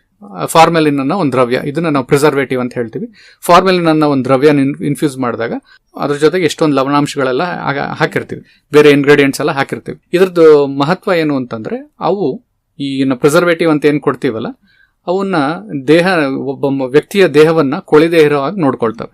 ಅದು ಎಲ್ಲಿ ತನಕ ಅಂದ್ರೆ ಒಂದ್ ದಿವಸದ ತನಕ ನಾವು ಅಬ್ಸರ್ವೇಷನ್ ಇಡ್ತೀವಿ. ಕೆಲವೊಂದೆಲ್ಲ ಚೇಂಜಸ್ ಇರ್ತವೆ, ನಾವು ಅದನ್ನ ಅಬ್ಸರ್ವ್ ಮಾಡ್ತಾನೆ ಇರ್ತೀವಿ. ಸೊ ಇನ್ಫ್ಯೂಸ್ ಮಾಡಾಗಿ ಒಂದು ದಿನದ ಮಟ್ಟಿಗೆ ನಾವು ಅದನ್ನ ಅಬ್ಸರ್ವೇಷನ್ ಇಟ್ಬಿಟ್ಟು ಮಾಡಿರೋ ಪ್ರಕ್ರಿಯೆ, ಈ ಎಂಬಾಲ್ಬಿಂಗ್ ಟೆಕ್ನಿಕ್ ಅಂತ ಏನ್ ಹೇಳ್ತೀವಲ್ಲ, ಅದು ಮೆಷಿನ್ ಇಂಜೆಕ್ಷನ್ ಮೆಥಡ್ ಅಂತ ಹೇಳ್ತೀವಿ. ನಾವು ರಕ್ತನಾಳದಲ್ಲಿ ಪ್ರಿಸರ್ವೇಟಿವ್ ನ ಇಂಜೆಕ್ಟ್ ಮಾಡಿದ್ಮೇಲೆ ನಾವು ಅದನ್ನ ಕೊಳಿದೇ ಇರೋ ಹಾಗೆ ಕಾಪಾಡ್ಕೊಳಕ್ ಆಗತ್ತೆ ನಮ್ಗೆ. ಸೊ ಅದನ್ನ ನಾವು ಒಂದು ದಿವಸದ ಮಟ್ಟಿಗೆ ಅಬ್ಸರ್ವೇಷನ್ ಇಟ್ಬಿಟ್ಟು ಒಂದು ದಿವಸ 24 ಗಂಟೆ ಆದ ಮೇಲೆ, ನಾವು ಎಲ್ಲ ಪ್ರೊಸೀಜರ್ ಮಾಡಾಗ 24 ಗಂಟೆ ಆದ ಮೇಲೆ ನಂತರ ನಮ್ಮ ಡಿಪಾರ್ಟ್ಮೆಂಟ್ ನಲ್ಲಿರೋ ಫಾರ್ಮಲಿನ್ ಟ್ಯಾಂಕ್ಸ್ ಅಂತ ಏನ್ ಹೇಳ್ತೀವಲ್ಲ, ಪ್ರಿಸರ್ವೇಷನ್ ಟ್ಯಾಂಕ್ಸ್ ಅಂತ ಹೇಳ್ತೀವಲ್ಲ, ಅದರಲ್ಲಿ ದಾನಿಯ ಮೃತದೇಹವನ್ನು ಇಟ್ಬಿಟ್ಟು ನಾವು ಕಂಪ್ಲೀಟ್ ಆಗಿ ಅದನ್ನ ಈ ಸೊಲ್ಯೂಷನ್ ಏನಿರುತ್ತಲ್ಲ ಅದರದ್ದು ಟ್ಯಾಂಕ್ ರೀತಿಯಲ್ಲೇ ಮಾದರಿಯಲ್ಲೇ ಇರುತ್ತೆ, ಅದರಲ್ಲಿ ಇಟ್ಬಿಟ್ಟು ನಾವು ಕಂಪ್ಲೀಟ್ ಆಗಿದೆ ಅಂತ ಹೇಳ್ತೀವಿ. ಅದನ್ನ ಕೆಲವೊಂದು ವಿಧಿಗಳು ಉಂಡೆಲ್ಲ ಸೀಲ್ ಮಾಡ್ಬಿಟ್ಟು ಬರ್ತೀವಿ. ಆಮೇಲೆ ಕ್ಲೀನ್ ಆಗಿ ಅವ್ರ ಹತ್ರನೇ ನಾವು ಒಂದು ದಿವಸ ಅಬ್ಸರ್ವೇಷನ್ ಇಟ್ಟಿರ್ತೀವಲ್ಲ, ದೇಹನೂ ಸಹ ಏನು ಕೊಳಿದಂಗೆ ಕ್ಲೀನ್ ಆಗಿ ಡ್ರೇಪ್ ಮಾಡಿ ವೈಟ್ ಕಲರ್ ಕ್ಲಾತ್ ತಗೊಂಡ್ಬಿಟ್ಟು ಒಂದ್ 2-3 ಮೀಟರ್ ತರಿಸ್ಕೊಂಡು ಕ್ಲೀನ್ ಆಗಿ ಅವ್ರದ್ದೆಲ್ಲ ಹುಷಾರಾಗಿ ಇಟ್ಕೊಂಡ್ಬಿಟ್ಟು ಒಂದ್ ದಿವಸ ಅಬ್ಸರ್ವೇಷನ್ ಪೀರಿಯಡ್ ಅಲ್ಲಿ ಇಟ್ಟಿರ್ತೀವಿ.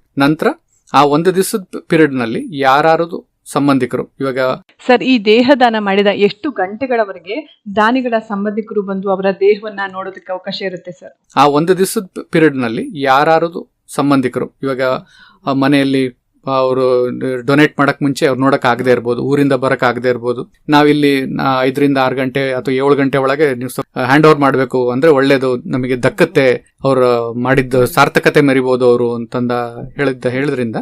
ಸೊ ಒಂದು ದಿವಸದ ಅಬ್ಸರ್ವೇಷನ್ ಪೀರಿಯಡ್ ಇರುತ್ತಲ್ಲ, ಆ ಟೈಮ್ ಪೀರಿಯಡ್ ಅಲ್ಲಿ ಅವ್ರು ಬಂದ್ಬಿಟ್ಟು ರಿಲೇಟಿವ್ಸ್ ಯಾರು ನಾಳೆ ಬರ್ತಾರೆ ಅಂತಂದಾಗ ಈ ಅಬ್ಸರ್ವೇಷನ್ ಪೀರಿಯಡ್ 24 hours ನಲ್ಲಿ ಅವ್ರು ಬಂದ್ಬಿಟ್ಟು ಮಾನೇ ಸಹ ಬಂದು ನೋಡ್ಬೋದು. ನಾವು ಒಂದು ಸಾರಿ ಇದನ್ನ ಟ್ಯಾಂಕ್ ನಲ್ಲಿ ಅಂತ ನಾವು ಪ್ರಿಸರ್ವೇಷನ್ ಹಾಕಿದ್ಮೇಲೆ ಸುಮಾರು ತರದ ಸ್ಕಿನ್ ಚೇಂಜಸ್ ಆಗ್ತವೆ. ಮತ್ತೆ ಅವಾಗ ಅದಾದ ನಂತರ ನಾವು ಯೂಶಲಿ ಯಾವುದೇ ತರ ನೋಡ್ಲಿಕ್ಕೆ ಅವಕಾಶ ಮಾಡ್ಕೊಳ್ಲಿಕ್ಕೆ ಸ್ವಲ್ಪ ಕಷ್ಟ ಆಗತ್ತೆ. ಅದಕ್ಕಾಗಿ ನಾವು ಬೇಡ ಅಂತ ಹೇಳ್ತೀವಿ. ಈ ಅಂದ್ರೆ ಸರ್ ಕುಟುಂಬದವ್ರು ನೋಡ್ಬೇಕು ಅಂತ ಹೇಳಿದ್ರೆ ಒಂದು ದಿನದ ಒಳಗಡೆ ಬಂದು ನೋಡ್ಬೇಕಾಗತ್ತಲ್ವಾ? ಒಂದು ದಿನದೊಳಗೆ ನಾವು ಅಬ್ಸರ್ವೇಷನ್ ಪೀರಿಯಡ್ ಇರುತ್ತಲ್ಲ ಮೇಡಮ್, ಅದು ಆ ಟೈಮ್ ಅಲ್ಲಿ ಬೇಕಾದ್ರೆ ಬಂದರೆ ದೂರದಿಂದ ಬಂದಿರ್ತಾರೆ ಅಥವಾ ಯಾರ ತುಂಬಾ ಇಂಪಾರ್ಟೆಂಟ್ ರಿಲೇಟಿವ್ ಇರ್ತಾರೋ ಅವ್ರ ಜೊತೆಗೆ, ಅವ್ರು ನೋಡ್ಲೇಬೇಕು ಅಂತ ಪ್ರಸಂಗ ಇದ್ದಾಗ ನಾವು ಎಂಬಾಲ್ಬಿಂಗ್ ಮಾಡ್ಬಿಟ್ಟು ಅವ್ರನ್ನ ದಕ್ಕಿಸ್ಕೊಂಡಿರ್ತೀವಿ. ಬಟ್ ಕಂಪ್ಲೀಟ್ ಪ್ರೊಸೀಜರ್ ಇದೆ ಸ್ಟಾರ್ಟ್ ಆಗೋದು ನಾವು ಆ ಟ್ಯಾಂಕ್ ನಲ್ಲಿ ಹಾಕಿ ಕಂಪ್ಲೀಟ್ ಅವ್ರದ್ದು ದೇಹ ನಾವು ಪ್ರಿಸರ್ವ್ ಮಾಡಕ್ಕಾಗೋದು ಅದನ್ನ ಟ್ಯಾಂಕಿಗೆ ಹಾಕಿದ್ಮೇಲೆ. ಈ ದೇಹದಾನ ಪ್ರಕ್ರಿಯೆ ಎಲ್ಲ ಹೇಗಿರುತ್ತೆ ಎಂಬುದನ್ನ ಕುರಿತಾಗಿ ಸುಬ್ಬಯ್ಯ ವೈದ್ಯಕೀಯ ಮಹಾವಿದ್ಯಾಲಯದ ಅಂಗರಚನಾಶಾಸ್ತ್ರದ ವಿಭಾಗದ ಮುಖ್ಯಸ್ಥರಾದಂತಹ ಡಾಕ್ಟರ್ ರವಿಕುಮಾರ್ ಸರ್ ಅವರು ಸಾಕಷ್ಟು ವಿಚಾರಗಳನ್ನ ತಿಳಿಸಿದ್ರು. ನಂತರದಲ್ಲಿ ಕೂಡ ಇನ್ನಷ್ಟು ವಿಚಾರಗಳನ್ನ ಹೇಳ್ತಾರೆ, ಕೇಳೋಣ. ಅದಕ್ಕೂ ಮೊದಲು ಒಂದು ಚಿಕ್ಕ ವಿರಾಮದ ನಂತರ ಕಾರ್ಯಕ್ರಮ ಮುಂದುವರಿಯುತ್ತದೆ. ಇದು ಮ್ಯಾಕ್ಸಿಮಮ್ ಆರೋಗ್ಯ ವಿತ್ ಸುಬ್ಬಯ್ಯ ಕಾರ್ಯಕ್ರಮ. ನಾನು ಪವಿತ್ರ ದಿನೇಶ್. ನೀವು ಕೇಳ್ತಾ ಇರೋದು ರೇಡಿಯೋ ಶಿವಮೊಗ್ಗ 90.8 FM ಸಮುದಾಯ ಬಾನುಲಿ, ಭರವಸೆಗಾಗಿ ಭವಿಷ್ಯಕ್ಕಾಗಿ. ಮತ್ತೊಮ್ಮೆ ಕಾರ್ಯಕ್ರಮಕ್ಕೆ ಸ್ವಾಗತ. ನೀವು ಕೇಳ್ತಾ ಇರೋದು ರೇಡಿಯೋ ಶಿವಮೊಗ್ಗ 90.8 FM ಸಮುದಾಯ ಬಾನುಲಿ, ಭರವಸೆಗಾಗಿ ಭವಿಷ್ಯಕ್ಕಾಗಿ ನಮ್ಮ ಬಾನುಲಿ. ಇದು ಮ್ಯಾಕ್ಸಿಮಮ್ ಆರೋಗ್ಯ ವಿತ್ ಸುಬ್ಬಯ್ಯ ಕಾರ್ಯಕ್ರಮ. ನಾನು ಪವಿತ್ರ ದಿನೇಶ್. ಇದುವರೆಗೆ ಸುಬ್ಬಯ್ಯ ವೈದ್ಯಕೀಯ ಮಹಾವಿದ್ಯಾಲಯದ ಅಂಗರಚನಾಶಾಸ್ತ್ರದ ವಿಭಾಗದ ಮುಖ್ಯಸ್ಥರಾದಂತಹ ಡಾಕ್ಟರ್ ರವಿಕುಮಾರ್ ಸರ್ ಅವರು ದೇಹದಾನ ಪ್ರಕ್ರಿಯೆ ಕುರಿತಾಗಿ ಮಾಹಿತಿಯನ್ನ ಹೇಳ್ತಾ ಇದ್ರು. ಈಗ ಸಹ ಇನ್ನಷ್ಟು ವಿಚಾರಗಳನ್ನು ಹೇಳ್ತಾರೆ, ಕೇಳೋಣ ಬನ್ನಿ. ಸರ್, ಈಗ ದೇಹದಾನ ಮಾಡಿದಂತಹ ವ್ಯಕ್ತಿ ಮೃತಪಟ್ಟಿರ್ತಾರೆ, ಹಾಗೆ ಅವರ ಸಂಬಂಧಿಕರು ದೂರದಲ್ಲಿದ್ದಾರೆ, ಬರೋದಕ್ಕೆ ಲೇಟ್ ಆಗುತ್ತೆ ಅಂತ ಹೇಳಿ ಕೋಲ್ಡ್ ಸ್ಟೋರೇಜ್ ಅಲ್ಲಿ ಇರ್ತಾರಲ್ಲ, ಈ ರೀತಿ ಇಟ್ಟಾಗ ಏನಾದ್ರು ಪ್ರಾಬ್ಲಮ್ ಆಗುತ್ತಾ ಸರ್? ಅಂದ್ರೆ ನೀವು ದೇಹದಾನ ತಗೊಳ್ಳೋದಕ್ಕೆ ಅವರು ತೀರ್ಕೊಂಡಿದ್ದಾರೆ, ಇವಾಗ ಕೋಲ್ಡ್ ಸ್ಟೋರೇಜ್ ಅಲ್ಲಿ ಇಟ್ಬಿಟ್ಟು ಆಮೇಲೆ ದೇಹದಾನ ಮಾಡಬೇಕು ಅನ್ನೋದು ಒಂದು ಪ್ರಸಂಗ, ಈ ಪ್ರಶ್ನೆ ಇತ್ತು ನಿಮ್ದು. ಅದನ್ನ ನಾವು ಇನ್ನೊಂದು ರೀತಿಯಲ್ಲಿ ನೋಡೋಣ. ಅದನ್ನ ಫಸ್ಟ್ ದೇಹದಾನ ಮಾಡಕ್ ಒಪ್ಪಿದ್ದಾರೆ ಆ ವ್ಯಕ್ತಿ ಅಂತಂದಾಗ, ಅವ್ರು ತೀರ್ಕೊಂಡಿದ್ದಾರೆ ಅಂತಂದಾಗ ಕೋಲ್ಡ್ ಸ್ಟೋರೇಜ್ ಅಲ್ಲಿ ಇರಕ್ ಮುಂಚೆ ಅವ್ರಿಗೆ ನಮಗ್ ತಿಳಿಪಡಿಸಿದಲ್ಲಿ ನಾವು ಅವ್ರಿಗೆ ಅದನ್ನೇ ಹೇಳ್ತೀವಿ. ಮತ್ತೆ ಅದೇ ಗೋಲ್ಡನ್ ಪೀರಿಯಡ್ ಅಂತ ಏನ್ ಹೇಳ್ತೀವಲ್ಲ, 6 ರಿಂದ 8 ಗಂಟೆ, ಪ್ರಿಫರಬ್ಲಿ 5 ರಿಂದ 6 ಗಂಟೆ ಒಳಗೆ ಅವರು ಕೊಟ್ಬಿಡ್ಲಿ ನಮಗೆ. ಇವಾಗ ನೀವು ಹೇಳಿದ್ರಿ ಸಂಬಂಧಿಕರು ಬರೋದಕ್ಕೆ ನಮ್ಗೆ ಒಂದು ದಿವಸ ಆಗ್ಬಹುದು, ತುಂಬಾ ದೂರದಲ್ಲಿ ಇರಬಹುದು, ಅವರು ಬೇರೆ ದೇಶದಲ್ಲೂ ಇರಬಹುದು, ಬೇರೆ ರಾಜ್ಯಗಳಲ್ಲಿ ಇರಬಹುದು ಅಂತ. ಸೊ ಅವ್ರು ಬರಕ್ಕೆ ಟೈಮ್ ಆಗುತ್ತೆ ಅಂತಂದಾಗ ಕೋಲ್ಡ್ ಸ್ಟೋರೇಜ್ ಅಲ್ಲಿ ಇಟ್ಬಿಟ್ಟು ಆಮೇಲೆ ದೇಹದಾನ ಮಾಡಿ ಅದನ್ನ ಪ್ರಿಸರ್ವೇಷನ್ ತಗೊಳಕ್ ಬದಲು ನಾವೇನ್ ಮಾಡ್ತೀವಿ, ನೀವು 5-6 ಗಂಟೆಯಲ್ಲಿ ನಮಗೆ ಹ್ಯಾಂಡ್ ಓವರ್ ಮಾಡಿದರೆ ಅವರು ಮುಂದೆ ಬಂದು ಸಂಬಂಧಿಕರಾಗ್ಲಿ ಅಥವಾ ಅವರು ನೆರೆಹೊರೆಯವರೆಲ್ಲ ಕಾಂಟ್ಯಾಕ್ಟ್ ಮಾಡ್ಬಿಟ್ಟು ಮಾಡಿದ ಮಾಹಿತಿ ಕೊಟ್ಟು ಹೇಳಿದಾಗ ಫಸ್ಟ್ ಅವ್ರಿಗೆ ನಾವು ಈ ಪ್ರಿಸರ್ವೇಷನ್ ಟೆಕ್ನಿಕ್ಸ್ ಏನಿರ್ತಾವಲ್ಲ ನಾವು ದೇಹದಾನ ಮಾಡಿಸ್ಕೊಳ್ತೀವಿ. ನಂತರ ಬೇಕಾದಲ್ಲಿ ಈಗ ಒಂದ್ ದಿವಸದೊಳಗೆ ನಾನು ಇಡಬೇಕು ಅಂತ ಹೇಳಿದೆ. ನಾನು ಹಿಂದಿನ ಹೇಳುವಾಗ ಏನ್ ವಿಧಿಗಳಿರುತ್ತೆ ಅಂತ ಹೇಳಿದಾಗ ಒಂದ್ ದಿವಸದೊಳಗೆ ಅಬ್ಸರ್ವೇಷನ್ ಇಟ್ಬಿಟ್ಟು ಆಮೇಲೆ ನಾವು ಟ್ಯಾಂಕಿಗೆ ಹಾಕ್ತಿವಿ ಅಂತ ಹೇಳಿದ್ವಿ. ಅದನ್ನ ಹಾಕಕ್ ಬದಲು ಒಬ್ಬ ಯಾರೋ ಹೊರದೇಶದಿಂದ ಅವ್ರ ಮಗನೋ ಅಥವಾ ರಿಲೇಟಿವ್ ಯಾರೋ ಬರ್ಬೇಕಾಗಿರುತ್ತೆ, ನೋಡ್ಲೇಬೇಕು ಅಂತ ಒಂದು ಪ್ರಮೇಯ. ಅವಾಗ ಫಸ್ಟ್ ದೇಹದಾನ ಮಾಡಿಸ್ಕೊಂಡು ಕೋಲ್ಡ್ ಸ್ಟೋರೇಜ್ ಅಲ್ಲಿ ಇಡದಂಗೆ ದೇಹದಾನ ಮಾಡಿಸ್ಕೊಂಡು ನಾವು ಅದನ್ನ ಏನ್ ಪ್ರಿಸರ್ವೇಷನ್ ಟೆಕ್ನಿಕ್ಸ್ ಅಂತ ಏನ್ ಹೇಳ್ತೀವಲ್ಲ ಅದನ್ನ ಎಂಬಾಲ್ಬಿಂಗ್ ಟೆಕ್ನಿಕ್ಸ್ ಅಂತ ಹೇಳ್ಬಿಟ್ಟು ಮಾಡಿರ್ತೀವಲ್ಲ, ಅದ್ ಮಾಡಾದ್ಮೇಲೆ ಕೋಲ್ಡ್ ಸ್ಟೋರೇಜ್ ಅಲ್ಲಿ ಇಟ್ರೆ ಅದು ಒಳ್ಳೇದು. ಇದು ಕರೆಕ್ಟ್ ಪ್ರೊಸೀಜರ್. ರಾದರ್ ದ್ಯಾನ್ ಇವಾಗ ನೀವು ಹೇಳಿದ ಕ್ವಶನ್ ಮತ್ತೆ ಅದೇ ರೀತಿ ಒಂದೊಂದೇ ಎಳೆಯಾಗಿ ತಗೊಳ್ಳೋಣ. ಅದನ್ನ ಕೋಲ್ಡ್ ಸ್ಟೋರೇಜ್ ಅಲ್ಲಿ ಇಟ್ಬಿಟ್ಟು ಆಮೇಲೆ ದೇಹದಾನ ಮಾಡಕ್ ಹೋಗೋದ್ರೆ ಏನಾಗುತ್ತೆ ಅಂತ ಒಂದು ಪರಿಕಲ್ಪನೆ ಇರುತ್ತೆ. ಇದು ಕಳೆದ 2 ತಿಂಗಳ ಕೆಳಗೆ ಒಂದು ಪ್ರಶ್ನೆ ಉದ್ಭವ ಆಗಿತ್ತು ನನಗೆ. ಸರ್, ಹಿಂಗ್ ಕೋಲ್ಡ್ ಸ್ಟೋರೇಜ್ ಅಲ್ಲಿ ಇಟ್ಬಿಟ್ಟಿದ್ದಾರೆ, ರಾತ್ರಿ ಹಿಂಗೆ ಡೆತ್ ಆಯ್ತು, ಶಿಕಾರಿಪುರದ ರೋಡ್ ಎಲ್ಲೋ ಇದೆ ಅಂತ ಹೇಳಿ ಒಬ್ಬ ಯಜಮಾನ್ರದ್ದು, ಒಂದು 60-70 ಇಯರ್ಸ್, ಅವ್ರ ಕೋಲ್ಡ್ ಸ್ಟೋರೇಜ್ ಅಲ್ಲಿ ಇದೆ, ನಾವು ಈಗ ದಾನ ಮಾಡಬೇಕು ಅಂತ ಇತ್ತು, ನಾವು ಕೊಡೋಣ ಅಂತ. ಎಷ್ಟು ಸಮಯ ಆಗಿದೆ ಅಂತ ಕೇಳಿದೆ ನಾನು. ನನಗೆ ತಿಳಿಸ್ಕೊಟ್ಟಿದ್ದವರು ಹತ್ತತ್ರ ಒಂದು 12 ಗಂಟೆ ಮೇಲ್ಪಟ್ಟಾಗಿದೆ ಸರ್, ರಾತ್ರಿ 12 ಗಂಟೆ ಆಗಿರೋದು, 11-11:30 ಆಗಿರೋದು. ನನಗೆ ಫೋನ್ ಮಾಡಿದಾಗ ಅವರು ಮಾರನೇ ದಿವಸ ಮಧ್ಯಾಹ್ನ 4 ಗಂಟೆ, 12ರಿಂದ 15 ಗಂಟೆ ಆಗೋಗಿತ್ತು ಅವಾಗಲಿ. ಸೊ ಅವಾಗ ಏನಾಗುತ್ತೆ, ಕೋಲ್ಡ್ ಸ್ಟೋರೇಜ್ ಅಲ್ಲಿ ಇಟ್ಟಾಗ ಏನಾಗುತ್ತೆ, ನಮ್ಮ ರಕ್ತನಾಳಗಳಲ್ಲಿ ಈ ಧಮನಿಗಳು ಅಂತ ಏನ್ ಹೇಳ್ತೀವಲ್ಲ, ಆರ್ಟರಿ ವೇನ್ ಅಂತ ಏನ್ ಹೇಳ್ತೀವಲ್ಲ, ಅದರಲ್ಲಿ ರಕ್ತ ಬೇಗ ಹೆಪ್ಪುಕಟ್ಬಿಡುತ್ತೆ. ಸೊ ನಮ್ ಮೇನ್ ಪ್ರಿಸರ್ವೇಷನ್ ಟೆಕ್ನಿಕ್ ಏನ್ ಬರುತ್ತೆ ಅಂದ್ರೆ, ಈ ರಕ್ತನಾಳಗಳಲ್ಲಿ ಇನ್ನ ದ್ರವ ರೂಪದಲ್ಲಿರುವಾಗ ರಕ್ತ, ಅವಾಗ್ಲೇನೆ ನಾವು ಅದನ್ನ ಕ್ಯಾನುಲೇಟ್ ಮಾಡಿ ಫಾರ್ಮಲಿನ್ ಅನ್ನ ಪ್ರಿಸರ್ವೇಟಿವ್ ನ ಇಂಜೆಕ್ಟ್ ಮಾಡಿದ್ರೆ ದೇಹ ಕೊಳಿದಂಗೆ ಪ್ರಿಸರ್ವ್ ಆಗುತ್ತೆ ಅಂತ ಹೇಳ್ತೀವಿ. ಈ ರಕ್ತ ಕೋಲ್ಡ್ ಸ್ಟೋರೇಜ್ ನಲ್ಲಿ ಇಟ್ಟಾಗ ಏನಾಗುತ್ತೆ, ಬೇಗ ಹೆಪ್ಪು ಕಟ್ಬಿಡುತ್ತೆ. ಅದೇನಾಗುತ್ತೆ, ನಮಗೆ ಬ್ಲಾಕ್ಸ್ ಆಗ್ಬಿಡುತ್ತೆ. ಸೊ ಅದನ್ನ ನಾವು ಪಿಯರ್ಸ್ ಮಾಡ್ಕೊಂಡು ಸೊಲ್ಯೂಷನ್ ಮುಂದೆ ಹೋಗಲ್ಲ. ಅವಾಗ ಏನಾಗುತ್ತೆ, ನಾವು ಪ್ರೆಷರ್ ಜಾಸ್ತಿ ಮಾಡ್ದಂಗೆ ಎಂಬಾಲ್ಮಿಂಗ್ ಮೆಷಿನ್ದು ಸ್ವಲ್ಪ ಜಾಸ್ತಿ ಪ್ರೆಷರ್ ಹಾಕ್ಬಿಟ್ಟು ಜಾಸ್ತಿ ಫೋರ್ಸ್ ಹಾಕೋಣ ಅಂತ ಹೋದಾಗ ರಕ್ತನಾಳ ಓಪನ್ ಆಗೋದಿಲ್ಲ ಒಂದು, ಆಮೇಲೆ ಹೆಪ್ಪು ಕಟ್ಟಿದ ರಕ್ತ ಸ್ವಲ್ಪ ರೆಸಿಸ್ಟೆನ್ಸ್ ಕೊಡುತ್ತೆ, ನಮಗೆ ಫ್ರೀ ಆಗಿ ಆಗಲ್ಲ. ಮತ್ತೆ ಈ ಧಮನಿಗಳು ಏನಿರ್ತಾವಲ್ಲ, ಆರ್ಟರಿ ಮತ್ತು ವೇನ್ಸ್ ಅಂತ ಏನ್ ಹೇಳ್ತೀವಲ್ಲ, ರಕ್ತನಾಳಗಳು ಸ್ವಲ್ಪ ಕೊಲ್ಯಾಪ್ಸ್ ಆಗ್ಬಿಡ್ತಾವೆ. ಯಾವುದೋ ಒಂದು ತರಕಾರಿ ತಗೊಂಡ್ಬಿಟ್ಟು ಫ್ರಿಜ್ ಅಲ್ಲಿ ಇಟ್ಟಾಗ ಪ್ರಿಸರ್ವ್ ಏನಾಗುತ್ತೆ 2 ದಿವಸ 3 ದಿವಸ, ಅದಾದ್ಮೇಲೆ ಗಟ್ಟಿ ಆಗ್ತಾ ಹೋಗುತ್ತೆ, ಮತ್ತೆ ಕಲ್ಲಾದಂಗ ಕಟ್ ಮಾಡಿದ್ರೆ ನೀವು ಕನ್ಸಿಸ್ಟೆನ್ಸಿ ಇರೋದಿಲ್ಲ. ಆ ರೀತಿ ರಕ್ತನಾಳಗಳೆಲ್ಲ ಕೊಲ್ಯಾಪ್ಸ್ ಆಗ್ಬಿಡ್ತವೆ ಅಂತ ಹೇಳ್ತೀವಿ. ಅಂದ್ರೆ ಅವು ಕೂಡ್ಕೊಂಡ್ಬಿಡ್ತಾವೆ 2 ಲೇಯರ್ಸ್. ಅವಾಗ ನಮ್ಗೆ ವಿತ್ ಪ್ರೆಷರ್, ಏನೇ ಪ್ರೆಷರ್ ಹಾಕ್ತಿವಿ ಅಂತಂದ್ರು ಇಂಜೆಕ್ಷನ್ ಟೆಕ್ನಿಕ್ ನಲ್ಲಿ ಆ ಮೆಷಿನ್ ನಿಂದ, ಎಂಬಾಲ್ಮಿಂಗ್ ಮೆಷಿನ್ ಅಂತ ಹೇಳ್ತೀವಿ, ಪ್ರಿಸರ್ವೇಟಿವ್ ಇಂಜೆಕ್ಟ್ ಮಾಡಕ್ಕೆ, ಅದು ನಿಮ್ಗೆ ಸಾಕಾಗಲ್ಲ. ಪ್ರೆಷರ್ ಜಾಸ್ತಿ ಮಾಡಿದ್ರೆ ಹೋಗುತ್ತೆ ಅಂತ ಹೇಳಕ್ಕಾಗಲ್ಲ. ಅವಾಗ ಆ ತರ ಪ್ರಾಬ್ಲಮ್ಸ್ ಎನ್ಕೌಂಟರ್ ಆಗುತ್ತೆ. ಸೊ ಕೋಲ್ಡ್ ಸ್ಟೋರೇಜ್ ಅಲ್ಲಿ ಇಡಕ್ ಮುಂಚೆನೆ ದೇಹದಾನ ಮಾಡಬೇಕು ಅಂತ ಅವ್ರದ್ದೇನಾರ ಇಚ್ಛೆ ಇತ್ತು, ಅಥವಾ ನಿಮ್ಗೆ ಮುಂದೆ ಬಂದು ಕೊಡ್ತೀವಿ ಅಂತಂದಾಗ ಪ್ರಿಸರ್ವ್ ಮಾಡಬೇಕು, ನಮ್ಗೆ ದೇಹದಾನನೂ ಮಾಡೋದು ಅಂತಂದ್ರೆ ಫಸ್ಟ್ ಸ್ಟೆಪ್ ದೇಹದಾನ ಮಾಡಿಸ್ಕೊಂಡು ಅವರು ಪ್ರಿಸರ್ವೇಷನ್ ಟೆಕ್ನಿಕ್ಸ್ ಏನ್ ಹೇಳ್ತೀವಲ್ಲ, ಇಂಬಾಲ್ಬಿಂಗ್ ಅಂತ ಹೇಳ್ತೀವಲ್ಲ, ರಕ್ತನಾಳ ಪಂಚರ್ ಮಾಡಿ ದ್ರವ ರೂಪದಲ್ಲೇ ಇರುವಾಗ ರಕ್ತ ಇನ್ನ ಹೆಪ್ಪುಕಟ್ಟಿರಲ್ಲ ಫಸ್ಟ್ 6 hours ಅಲ್ಲಿ 8 hours ಅಲ್ಲಿ, ಅವಾಗ್ಲೇನೆ ನಾವು ಪ್ರಿಸರ್ವೇಟಿವ್ ನ ಇಂಜೆಕ್ಟ್ ಮಾಡಿ ಅದನ್ನ ಫಸ್ಟ್ ಕಾಪಾಡ್ಕೊಳ್ತೀವಿ, ಕೊಳಿದೇ ಇರಂಗ್ ಕಾಪಾಡ್ಕೊಳ್ತೀವಿ. ನಂತರ ಬೇಕಾದ್ರೆ 2 ದಿವಸ ಬಿಟ್ಟು ಬರ್ತಾರೆ. ಫಾರ್ ಎಕ್ಸಾಂಪಲ್ 10ನೇ ತಾರೀಕು ತೀರ್ಕೊಂಡಿದ್ದಾರೆ, 12ನೇ ತಾರೀಕು ಯಾರೋ ರಿಲೇಟಿವ್ಸ್ ಬರ್ತಿದ್ದಾರೆ ಅಂದಾಗ ಅಂತ ಟೈಮ್ ನಲ್ಲಿ ಫಸ್ಟ್ ಪ್ರಿಸರ್ವೇಟಿವ್ ಇಂಜೆಕ್ಟ್ ಮಾಡಿ 6 to 8 hours ಪ್ರಿಸರ್ವೇಟಿವ್ ಇಂಜೆಕ್ಟ್ ಮಾಡಿ ಕೋಲ್ಡ್ ಸ್ಟೋರೇಜ್ ನಮ್ಮಲ್ಲೇ, ನಮ್ಮ ಕಾಲೇಜ್ನಲ್ಲೇ, ನಮ್ಮ ಡಿಪಾರ್ಟ್ಮೆಂಟ್ ಇರುವಂತಹ ಕೋಲ್ಡ್ ಸ್ಟೋರೇಜ್ ನಲ್ಲಿ ಇರುವಂತಹ ವ್ಯವಸ್ಥೆ ಮಾಡಿ ಅವ್ರು ಬಂದಾಗ ತೋರಿಸಿ ಬಿಟ್ಟು ದೇಹದಾನ ಮಾಡಲೇಬೇಕು ಅಂತ ಇರುತ್ತೆ. ಅವಾಗ ಅವ್ರಿಗೆ ತೋರಿಸಿದ ನಂತರ ಏನೋ ವಿಧಿ ಇರುತ್ತಲ್ಲ ನೋಡ್ಕೊಂಡು ಮಾಡೋದು, ಎಲ್ಲ ರಿಲೇಟಿವ್ಸ್ ಎಲ್ಲ ಬಂದ್ ನೋಡುದು, ಸಂಬಂಧಿಕರೆಲ್ಲ ಬಂದ್ ನೋಡಿದ್ರು ಅಂದ್ಮೇಲೆ ಅದ್ರ ನಂತರ ನಾವು ಅದನ್ನ ನಮ್ಮ ಫಾರ್ಮಲಿನ್ ಟ್ಯಾಂಕ್ ಹಾಕೊಂಡು ಸಬ್ಸಿಕ್ವೆಂಟ್ ನಮ್ಮ ವ್ಯಾಸಂಗಕ್ಕೋಸ್ಕರ ಯೂಸ್ ಮಾಡ್ಕೊಂತೀವಿ. ಒಂದ್ಸರಿ ಮಾತ್ರ ಅವಕಾಶ ಕೊಡ್ತೀರಾ? ಒಂದ್ ಸಾರಿ ಅಂತ ಹೇಳ್ತೀವಿ. ಪ್ರಿಫರಬ್ಲಿ ಇವಾಗ ಯಾರೊಬ್ರು ದೂರದಿಂದ ಬಂದಿರ್ತಾರೆ, ದೇಹದಾನ ಮಾಡಾಯ್ತು, ಕೋಲ್ಡ್ ಸ್ಟೋರೇಜ್ ಅಲ್ಲೂ ಇಟ್ಟಾಯ್ತು, ಇದು ಒಂಥರ ಸ್ಪೆಷಲ್ ಕ್ವೆಶನ್ ತುಂಬಾ ಸಲ ಎನ್ಕೌಂಟರ್ ಆಗ್ತಿರುತ್ತೆ ನಮಗೆ. ವೆರೈಟಿ ಒಂದೊಂದ್ಸಲಿ ಬಂದಾಗ್ಲೂ ಇದು ಪ್ರೆಸೆಂಟೇಶನ್ ಬೇರೆ ಬೇರೆ ತರ ಇರುತ್ತೆ. ಇಟ್ಬಿಟ್ಟಿರ್ತೀವಿ, ಕೋಲ್ಡ್ ಸ್ಟೋರೇಜ್ ಅಲ್ಲಿ ಇಟ್ಬಿಟ್ಟಿದ್ದಾರೆ ಅಂತ ಹೇಳ್ತಾರೆ, ಅವಾಗ ಸ್ವಲ್ಪ ಅದು ನಮ್ಗೆ ಕಷ್ಟ, ಸ್ವಲ್ಪ ತುಂಬಾನೇ ಎಮೋಷನಲ್ ಆಂಗಲ್ ಆಗೋಗುತ್ತೆ ಅದು. ಅದಕ್ಕೋಸ್ಕರ ನಾವೇನ್ ಹೇಳ್ತೀವಿ, ದಾನ ಮಾಡಿದ ನಂತರ 1 ದಿವಸದ ಮಟ್ಟಿಗೆ ಏನು ಅಬ್ಸರ್ವೇಷನ್ ಇಟ್ಟಿರ್ತೀವಲ್ಲ, ಆ ಟೈಮ್ ಪೀರಿಯಡ್ ನಲ್ಲಿ ಬಂದಾಗ ತೋರಿಸ್ತೀವಿ. ಅಥವಾ ಈ ತರ ಕೋಲ್ಡ್ ಸ್ಟೋರೇಜ್ ಅನ್ನ ಇಟ್ಟಿರ್ತೀವಿ, 2-3 ದಿವಸ ಆದ್ಮೇಲೆ ರಿಲೇಟಿವ್ಸ್ ಬರ್ತಿರ್ತಾರೆ, ಬೇರೆ ದೇಶದಿಂದ ಇರ್ತಾರೆ, ಏನೋ ಒಂದು ರೀಸನ್ ಲೇಟ್ ಆಗ್ತಿರುತ್ತೆ, ಅವಾಗ ಆ ಪ್ರಾವಿಷನ್ ಇದೆ. ಅವ್ರಿಗೆ ತೋರ್ಸದ ನಂತರ ಇನ್ನೆಲ್ಲ ನೋಡ್ಬೇಕಾದಂತಹ ಹತ್ತಿರದ ಸಂಬಂಧಿಗಳೆಲ್ಲ ನೋಡಿದ್ರು ಅಂದ್ಮೇಲೆ ನಾವು ಅವಾಗ ಒಂದ್ಸರಿ ಒಂದು 1/2 hour 15 minutes ಅಂತ ಟೈಮ್ ಕೊಟ್ಟಿರ್ತೀವಿ. ನೋಡ್ಕೊಂಡು ಅದೇನು ಅವ್ರದ್ದು ಎಮೋಷನ್ಸ್ ಇರುತ್ತೆ, ಭಾವನೆಗಳನ್ನೆಲ್ಲ ವ್ಯಕ್ತಪಡಿಸ್ಕೊಂಡು ಒಂದ್ಸರಿ ಅದನ್ನ ನಾವು ಟ್ಯಾಂಕ್ ಹಾಕಿದ್ಮೇಲೆ ಯೂಶಲಿ ಅವಕಾಶ ಮಾಡ್ಕೊಡೋದು ಕಷ್ಟ ಆಗುತ್ತೆ. ಅದನ್ನ ಸ್ವಲ್ಪ ರಿಕ್ವೆಸ್ಟ್, ಅದು ಯಾವಾಗ್ಲೂ ಹೇಳಿ ಕಳಿಸ್ತೀನಿ, ಬಂದಿದ್ದೀರಾ ಎಲ್ಲ ನೋಡಿ, ದಯಮಾಡಿ ತಾವು ತಿಂಗಳ ಬರ್ತೀವಿ ಅಥವಾ 6 ತಿಂಗಳಿಗೆ ಒಂದ್ಸಲಿ ಬರ್ತೀವಿ ಅಂತ ಕೇಳಬೇಡಿ. ಡೆಫಿನೆಟ್ಲಿ ಆ ದಾನ ಮಾಡಿರೋ ದೇಹನ ಒಳ್ಳೆ ರೀತಿಯಲ್ಲಿ ಉಪಯೋಗ ಪಡಿಸ್ಕೊಂಡು ವೈದ್ಯಕೀಯ ವಿದ್ಯಾರ್ಥಿಗಳಿಗೆಲ್ಲ ಹೆಲ್ಪ್ ಆಗೋ ರೀತಿಯಲ್ಲಿ ನಾವು ನಡ್ಸ್ಕೊಳ್ತೀವಿ, ಬಹಳನೇ ಗೌರವದಿಂದ ನಡ್ಸ್ಕೊಳ್ತೀವಿ. ನಮ್ಮ ಹುಡುಗರಿಗೂ ಸಹ ಅದೇ ಹೇಳ್ಕೊಡೋದು. ಫಸ್ಟ್ ಇಯರ್ MBBS ಬ್ಯಾಚ್ ಶುರು ಆಗ ಮುಂಚೆ ನಾವೇನ್ ಮಾಡ್ತೀವಿ, ಒಂದ್ ಕೆಡವರಿ ಕೋತ್ ಅಂತ ಮಾಡ್ತೀವಿ. ಈ ಇಂಟರ್ನ್ಶಿಪ್ ಮುಗಿಸಿರ್ತಾರೆ, ವೈದ್ಯಕೀಯ ಡಿಗ್ರಿ ತಗೊಳಕ್ ಮುಂಚೆ, MBBS ಡಿಗ್ರಿ ತಗೊಳಕ್ ಮುಂಚೆ ನಮ್ಮಲ್ಲಿ ಭಾರತದಲ್ಲಿ ಏನ್ ಪ್ರಾವಿಷನ್ ಇದೆ ಅಂದ್ರೆ ಹಿಪೋಕ್ರೆಟಿಕ್ ಓತ್ ಅಂತ ಒಂದು ಓದಿಸ್ತಾರೆ ಅವ್ರಿಗೆ. ಇದನ್ನ ನಾವು ಎಲ್ಲ ಪ್ರತಿಜ್ಞೆ ತರ ಮಾಡಿಸ್ತಾರೆ. ನಾವು ಅದನ್ನ ನಮ್ಮ ವಿಭಾಗದಲ್ಲಿ, ಅಂಗರಚನಾ ಶಾಸ್ತ್ರ ವಿಭಾಗದ ಅನಾಟಮಿ ವಿಭಾಗದಲ್ಲಿ, ನಾವು ಯಾವುದೇ ಒಂದು ಫಸ್ಟ್ ಇಯರ್ MBBS ಇದು ಡಿಸೆಕ್ಷನ್ ಪ್ರೊಸೀಜರ್ ಸ್ಟಾರ್ಟ್ ಆಗಕ್ಕೆ ಮುಂಚೆ ಅದೆಲ್ಲದಕ್ಕೂ ಮುಂಚೆ ಒಂದು ಸಣ್ಣ ಕಾರ್ಯಕ್ರಮ ಮಾಡ್ಕೊಂತೀವಿ. ಅಲ್ಲೇನ್ ಮಾಡ್ತೀವಿ, ನಾವು ಹುಡುಗರ ಹತ್ರ ಒಂದು ಪ್ರತಿಜ್ಞೆ ಮಾಡಿಸ್ಕೊಂತೀವಿ, ಓತ್ ಅಂತ ತಗೊಳ್ಸ್ಕೊತೀವಿ. ಅದಕ್ಕೆ ಕೆಡವರಿಕೆ ಓತ್ ಅಂತ ಹೇಳ್ತೀವಿ. ಸೊ ಅದನ್ನ ಕೊಟ್ಬಿಟ್ಟು ನಾವು ಈ ನಮಗೋಸ್ಕರ ವಿಚ್ಛೇದನಗೊಳ್ತಿರೋ ಈ ಮೃತದೇಹಕ್ಕೆ ನಾವು ಗೌರವದಿಂದ ನೋಡ್ಕೊಳ್ತೀವಿ, ನಾವು ಯಾವುದೇ ತರದ ಅದನ್ನ ಅವಮರ್ಯಾದೆ ತೋರ್ಸಲ್ಲ ಅಂತೆಲ್ಲ ಪ್ರತಿಜ್ಞೆ ಮಾಡಿಸ್ಕೊಂತೀವಿ. ಅದಕ್ಕೆ ನಾವು ಕೆಡವರಿಕೆ ಓತ್ ಅಂತ ಹೇಳ್ತೀವಿ. ಯಾವುದೇ ಬ್ಯಾಚು ಡಿಸೆಕ್ಷನ್ ಸ್ಟಾರ್ಟ್ ಆಗಕ್ಕೆ ಮುಂಚೆ ಅದೊಂದು ಪ್ಲೆಡ್ಜ್ ತಗೊಂಡು ಅದ್ರದ್ದೊಂದು ಸಣ್ಣ ಕಾರ್ಯಕ್ರಮ, 15 ನಿಮಿಷದ ಕಾರ್ಯಕ್ರಮ ಮಾಡಿ ನಮ್ಮ ಪ್ರಾಂಶುಪಾಲರು ಬಂದಿರ್ತಾರೆ, ನಮ್ಮ ಬೇರೆ ವಿಭಾಗದ ಮುಖ್ಯಸ್ಥರು ಕಳ್ಸಿರ್ತೀವಿ, ನಾವೆಲ್ಲ ಒಂದು 7-8 ಜನ ಇರ್ತೀವಿ, ನಮ್ಮ ಮಧ್ಯ ಸಹೋದ್ಯೋಗಿಗಳೆಲ್ಲ ಇರ್ತೀವಿ ನಮ್ಮ ಡಿಪಾರ್ಟ್ಮೆಂಟಲ್ಲಿ. ಸೊ ಅವ್ರುಗಳೆಲ್ಲರದ್ದು ಕೈ ಜೋಡಿಸ್ಬಿಟ್ಟು ಅವ್ರವ್ರ ಇದನ್ನೆಲ್ಲ ಇಟ್ಕೊಂಡು ಪ್ರತಿ ಟೇಬಲ್ಗೂ ಏನು ಅಲಾಟ್ ಆಗಿರುತ್ತಲ್ಲ ಸ್ಟೂಡೆಂಟ್ಸ್, ಅವರಿಗೆ ನಾವು ಪ್ಲೆಡ್ಜ್ ಮಾಡಿಸಿ ಅಥವಾ ಪ್ರತಿಜ್ಞೆ ಮಾಡಿಸ್ಬಿಟ್ಟು ಗೌರವ ಸೂಚಿಸತಕ್ಕಂತ ಕೆಲಸನೂ ಸಹ ಮಾಡ್ತೀವಿ. ಈ ಕೆಡವರಿ ಕೋತ್ ಅನ್ನೋದೊಂದು ಅದಕ್ಕೆ ನಾವು ಸೂಚಿಸ್ತಿರೋ ಗೌರವ. ತುಂಬಾ ವಿಚಾರಗಳನ್ನ ತಿಳಿಸಿದ್ರಿ. ಹಾಗೆ ಸರ್, ವ್ಯಕ್ತಿಯ ದೇಹವನ್ನ ದಾನವಾಗಿ ಪಡೆದ ನಂತರ ವೈದ್ಯಕೀಯ ಶಾಸ್ತ್ರದಲ್ಲಿ ಹೇಗೆಲ್ಲ ಉಪಯೋಗ ಬರುತ್ತೆ ಸರ್? ಇವಾಗ ಯಾವುದೇ ದಾನಿಗಳು ಮುಂದೆ ಬಂದ್ಬಿಟ್ಟು ತಮ್ಮ ದೇಹ ದಾನವನ್ನು ಮಾಡಿದಾಗ ಅವರು ಈ ಫಸ್ಟ್ ಇಯರ್ ಹುಡುಗರ ಕಲಿಕೆಗೆ ಅವರ ಮೃತದೇಹವನ್ನ ನಾವು ಬಳಸ್ಕೊತಾ ಇರ್ತೀವಿ. ಬಟ್ ಇವನ್ನೆಲ್ಲ ಮಾಡೋ ಉದ್ದೇಶ ಏನು ಅಂತಂದ್ರೆ, ವೈದ್ಯಕೀಯ ವಿದ್ಯಾರ್ಥಿಗಳು, ಅದು ಎಸ್ಪೆಷಲಿ ಫಸ್ಟ್ ಇಯರ್ MBBS ಹುಡುಗರಿಗೆ ನಾವೇನ್ ಹೇಳ್ತೀವಿ, ಇವಾಗ ನನ್ನ ಡಿಪಾರ್ಟ್ಮೆಂಟ್ ಮುಂಚೆನೆ ಹೇಳಿದೆ ಅಂಗರಚನಾ ಶಾಸ್ತ್ರ ಅಂತ.